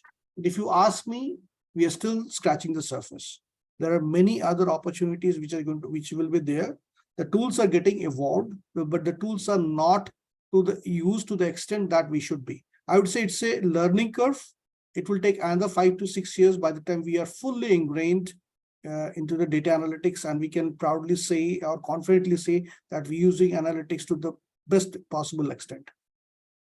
Sure. So basically, Shivang, I have one particular use case, more of an example, which we have seen in the recent trends. So companies which are into e-commerce space, they have seen a lot of returns happening because the customers are ordering COD shipments, the shipments were getting returned because it was more of an impulse buying. And when the shipment was coming and the courier staff is going to ask for the payments and all, the customer end up denying or not taking the phone, maybe disconnecting the phones and all. So this was very consistently happening from 2004 to 2016, 17, I will say. Gradually, since data is now getting picked up drastically, so companies understood that this is something which we have to deal with. Otherwise, we end up losing more money than gaining. When we dispatch goods, customers are not going to take those products. The cost of transportation and everything will be waste. So the companies have started working on something called data engine, where they have a repository of everything, which means, let's say that Shivang has ordered a product online, and he has ordered more or less 10 different products from 10 different websites over a period of 1 year or so. Now, there is some data engine which is running at the back end. I'm not sure whether you are aware or not, whether it will predict that of 10 orders which Shivang has made, he has cancelled 6 or 7 of them, which means that Shivang is more inclined towards an ordering and then cancelling the orders. So it will give information to the company, the e-commerce companies, that this customer is something which could be a fishy customer, or maybe he is more of an impulse customer who end up purchasing but then rejecting also. So the companies will have an option. So let's say that they will say, Shivang, hey Shivang, thank you for your order. Now what we suggest that you first confirm the order. So confirmation of order could be through a confirmation mail, confirmation OTP, where you actually confirm. So there is an initiative where you have to put an extra effort. The second could be, let's say that, hey Shivang, we have received your confirmation. Now we are offering 20% discount in case if you want to convert this COD order to prepaid order. So what companies are doing is, I should not be having a repetitive burnt experience where the customer is cancelling again. So they will incentivize the customer in order to check whether he's a serious person or not. So these are some things which are already happening in the market. This is not on the e-commerce side, but on the B2B space, because as I said that we work with a lot of large B2B players where companies provide a lot of support tools for these like dealers, distributors, just to understand whether they're the right players or not. So, I mean, data analytics has definitely helped, but it should be in a way that everyone should see the benefit. So here, let's say Shivang is getting the benefit of 20%. Now companies are facing like return issue. Now they are saved on those return issues. So particularly from our point of view, so since we are an API company, what we have seen, because we connect multiple systems, the number of staff who was handling the dispatch, let's say that 20 staff throughout the 24 hours are dispatching the goods for a company. Now it can be managed with just 7 or 8 of them, because the data is continuously flowing into the carrier system. The analytics says that this should be the right service partner. They can pick up the consignment much faster than someone else. So those kind of visibility, if we provide, I think companies do feel benefit. We have done multiple changes as such for the companies, and we see that companies are really accepting. So that the period, the major challenge is the companies having the change management issue, where they know that this company or this product can add value, but they don't accept it at the initial period because of certain reasons, and they are good about it. But gradually, when they accept, if they give a implementation period of 6-9 months, they will see the benefit out of it. Just to add on this point from a B2C perspective, because I've worked in that domain. So typically what happens in this quick commerce or this on-demand services, you offer discounts. You offer discounts to the riders, you offer discount to the customers, and in a food delivery, you also offer discounts to restaurants, particularly when you're launching new. You think of Swiggy 5 years, 4 years before. Now, the biggest challenge they had was frauds. Now, is one single guy who is operating as a restaurant, he's operating as a rider, he's operating as a customer with 3 different mobile numbers, one single guy. No transaction happened, no money exchange happened, but he got a discount of 50, 50, 50 from everyone, made $150 without doing any transaction. Now, this is where the data analytics comes into picture. There are various softwares available nowadays to do this fraud detections. Similar thing happens even in your ride sharing, whether it's Uber or Ola, when they were in the peak, when they were actually offering discounts, heavy discounts to customers as well as riders, these frauds were there. There were clone apps which were available. These clone apps which actually create thousands and thousands of requests going all across and receiving thousands and thousands of requests together. No transaction happening, but the discounting money is going. So here what happens, you analyze those data and make paths between 2 parties or 3 parties. You make different paths.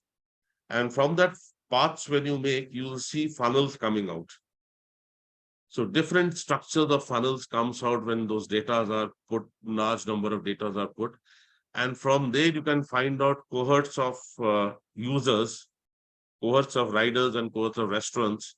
In all 3 cohorts, you'll find some brackets where you see this phenomenon coming in. You'll see huge number of orders coming from certain cohorts of these, or ride are being done by those guys. So once you analyze those data, then you block actually those users, and or you don't allow them to get into the app. You terminate their apps.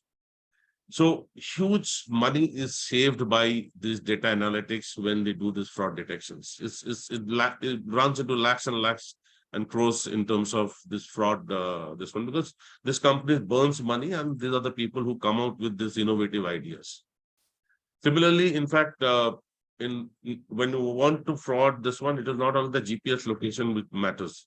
We also have to take the elevations, because it could be possible high-rising building, there is a shop subway below, but there are people ordering from that building itself. So you have to take the elevation also, not only the proximity.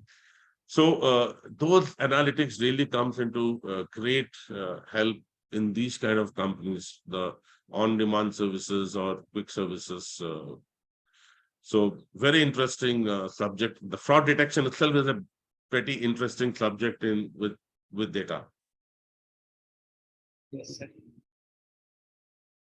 Thank you, sir. Thank you so much. So I have so many questions, especially ranging from sustainability to future trends.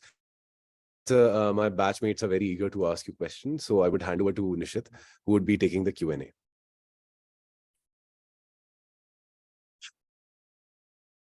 Thank you, Shivank.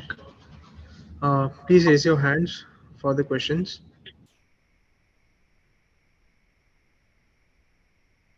Meanwhile, we have a question in chat. How can transparency improve collaboration within global supply chain?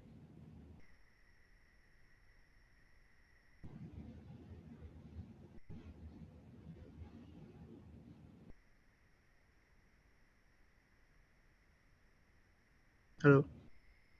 I think Shubhankar has already answered that on the chat itself. Yeah. One of the question, the freight of shipping companies, Vijay has already replied. Yeah. Okay. So this question is, I think, how can companies incentivize their suppliers and the partners to collaborate and share information? So I think I'll take this question. So I think Mr. Balaji Srinivas has asked this question. So what we have seen, as I mentioned, that it is more of a change management. You have to ensure that your suppliers, your vendors, your partners are actually doing the necessary entry in terms of the data management. So you can incentivize in multiple ways. One is, so for example, what we have seen in one of the organizations is they were giving more load to someone who's doing more shipment. So for example, then let's say the data is entered properly, it is the data hygiene is perfectly, so that the vendor used to get more loads as against the others. That is one way of doing things. Second thing is you are actually enabling their partners also. So for example, 5, 6 different people were coming to collect the consignments. Now it can be done with 2 person only. So it's more of an incentivizing directly and indirectly also, where you are cutting down the cost of an organization by bringing more of an efficiency on the table. And you are adding value by training them for the next set of customers also. So when they start doing an entry into the system one time, they may be open for doing multiple entries in the future companies also. I'll give you one used case where data transparency improves collaboration. So in most of the engineered world, where in automobiles or others, we have a concept that there's a lot of dependence on the material commodity, you know. So almost 75% of the product cost goes into the commodity cost. And you must be aware that the commodity inflations over the last 2 years have been tremendous. It has just gone beyond limits. What we have done, and I guess many of the established industries are doing, are setting up indexation mechanisms where we transparently share the commodity prices with our suppliers, and we share and approve increases or decreases based on the indexing. This brings a lot of transparency. So when the prices go up, we do give price increases. At the same time, when the prices go down, we are able to get back the reductions. That's the example of sharing data and bringing transparency, which is actually a mutual win-win situation. Without that, if you are trying to hedge against each other, it's actually a zero-sum game. You don't land up anywhere. It's very successful actually. I guess most of the recognized industries, the established industries in the automobile world, practice this phenomenon of indexation. Thank you, sir. So the next question is, how can stakeholders be engaged in the process of improving transparency in the supply chain collaboration? Yeah, see, in a B2B kind of a concept, the customers, customer supplies to their customers. So we make sure that the inputs or the products that we supply, okay, for us, if our customers are successful, we get repeat orders. Okay, so on parameters of quality, on parameters of data sharing. Okay, so customer collaboration, of course, is very critical for even companies like Alchem in terms of managing the inventory levels, in terms of managing the airfreight. I can give a classical example of customers in US. Okay, so when we collaborated with our customers earlier, like for a particular SKUs, and there are 12 customers, so we managed still collaborating with four of them. Earlier, for each SKU, we were having stock levels of 4 months in the US warehouse. Okay, and storing that particular product meant that we are also paying the warehousing cost. We have a warehouse facility of 7,500 pallets at that particular point of time. Today, it is close to 4,000. Okay, one of the reasons is because of customer collaboration. Okay, at times we have to do air shipments. We were like, the sales and marketing used to say that, okay, we have to ship it by air because we have low inventory levels. Okay, but the moment we get it to our customers level and know what inventory levels are there at their FCs, okay, or fulfillment centers, and that transparency helped in converting a lot of air shipments into sea shipments. Okay, and managing that particular thing. So, and instead of many times, it has also happened that typically we custom clear the goods in the destination port at US and then take it to the warehouse, and from there it moves to the customer's FCs. Now, in these 4 cases, there are cases where from the port itself, we directly move the product directly to the FCs. So customer collaboration definitely helps in terms of not only bringing your costs down, but also creating that particular impact. The other thing is, I spoke on counterfeit. Okay, particularly in Europe and in US, we have for pharma companies, it is mandated for everyone that you need to have serialization. So each of our pack are serialized, and this has to be connected with our US warehouse, and from US warehouse, it also has to be connected to their system so that they know that in the entire chain, there was no counterfeit and other information. Today, we are also we did one POC where we are also giving them information with regards to the temperature. Okay, so many of the pharma goods are actually shipped under 15 to 25. We do keep a data logger, but with certain IoT devices, we are now started getting real-time information in terms of what is the temperature. And that also builds trust and confidence in our customers, saying that this transparency helps in terms of not only improving visibility, but also in terms of making sure that the quality that they get from their suppliers is more reliable. Okay, so these are some of the things. Similarly, on the supplier side as well. Yeah, this now I'm a customer for my supplier, so how I need to actually also play that win-win strategy. So in certain cases where we have certain key raw materials like A-class material, which is very critical to business, where we have tied up with the customer in terms of making sure they are close to our factories, and consistent demand, not only for a short term, but also long term, is also shared in terms of how things are happening. And accordingly, any movement, like for example, APIs come in a form of drums. Okay, and typically what happens when we actually use the drum, the packaging of that particular drum is actually been given to the kabadi walas. Earlier we used to do that, but now we done kind of a shipment more on a returnable based packaging. So something of a green initiative, which actually makes sure that the cost also goes down, and also the supplier is able to ship it at the same time. So definitely I would say the entire process requires engagement with all the stakeholders in terms of not only bringing down the cost, but also creating a win-win situation for everyone. I hope, Arush, I was able to answer your question. Thank you, Vijay sir. Due to time constraint, we'll take just one last question from Surbhi Sinha. How can companies effectively balance the need for transparency with the need to protect their intellectual property and other confidential information? Additionally, how can companies effectively measure impact of their transparency and collaboration efforts on their supply chain performance and overall business outcomes?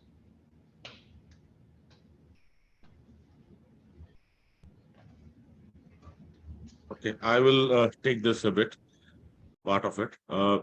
See, the more you digitize, the more chances of security is much more stronger, because then it is a system-to-system communication which is happening.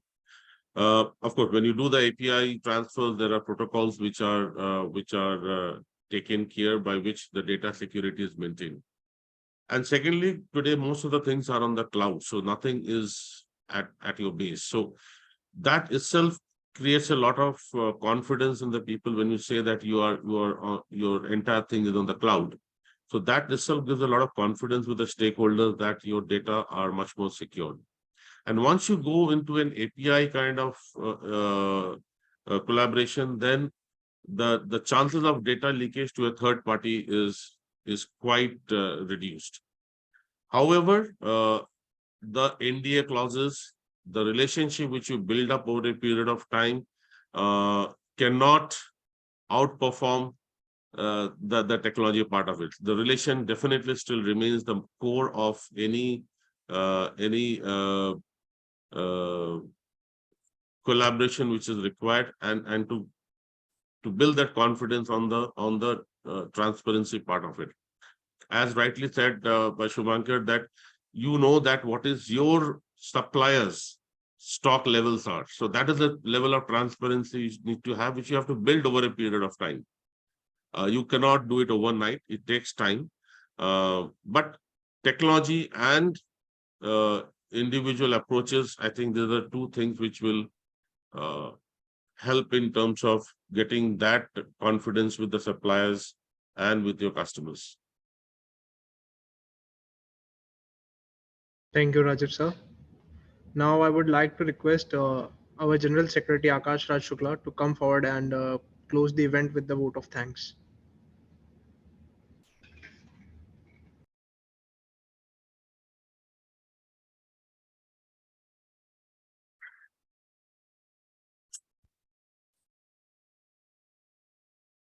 Well, thank you, distinguished panelists, all the moderators and all the participants and all. Hello. We can hear you. Go ahead. So thank you, distinguished panelists, for being super patient with our all the questions. Indeed, it was an interactive session. It was really enlightening to have lucid explanations on topics spanning from some of the key challenges and risks that companies face when trying to collaborate and share sensitive information with their suppliers and partners, ensuring that they align with the company's business strategy and the goals. How prevalent updated technologies like blockchain and IoT can be used to track end-to-end operations and enhance transparency, collaboration, and the role of various stakeholders, including the government, regulatory bodies, customers, investors, in order to drive positive change beyond the presence of potential, cultural, and organizational barriers. On the behalf of XLRI Conclave Organizing Committee, I would like to express my sincere gratitude to our distinguished panelists for sharing your invaluable insights on the theme, Global Supply Chain Collaboration through Transparency. Your expertise and experience in the field of supply chain management, as well as your willingness to engage in the field of this open and thought-provoking dialogue, have made this event truly informative and enlightening. Your perspectives on the challenges and opportunities of global supply chain collaboration has been invaluable to our audience, and we are confident that they will inspire and have meaningful changes when they leave the conclave. Before we end the wonderful day today, I, Akash Raj Shukla, on behalf of Complete Batch XLRI PGDM GM 2022-3 batch and the Conclave Committee, as well as the Placement Committee, would like to propose a vote of thanks on this occasion. With lot of gratitude, respect to our distinguished speakers, professors, moderators, panelists, social media team, as well as each of you for sparing the invaluable time for us to grace this occasion, and also for enlightening us with commendable talk on the innovating supply chain for the future. Thank you for all for explaining such a complex concept with such a detailed explanation. I believe that our audience would now leave with some concrete learnings. A big thank you to all the stakeholders who accompanied us through this event. You have indeed put the best of efforts to make this event memorable. We owe you a lot for making this event as an embodiment of knowledge, and we are really obliged for that. In closing, I want to thank all of you here for taking the time to be with us today and helping us make the whole event a great success. Thank you.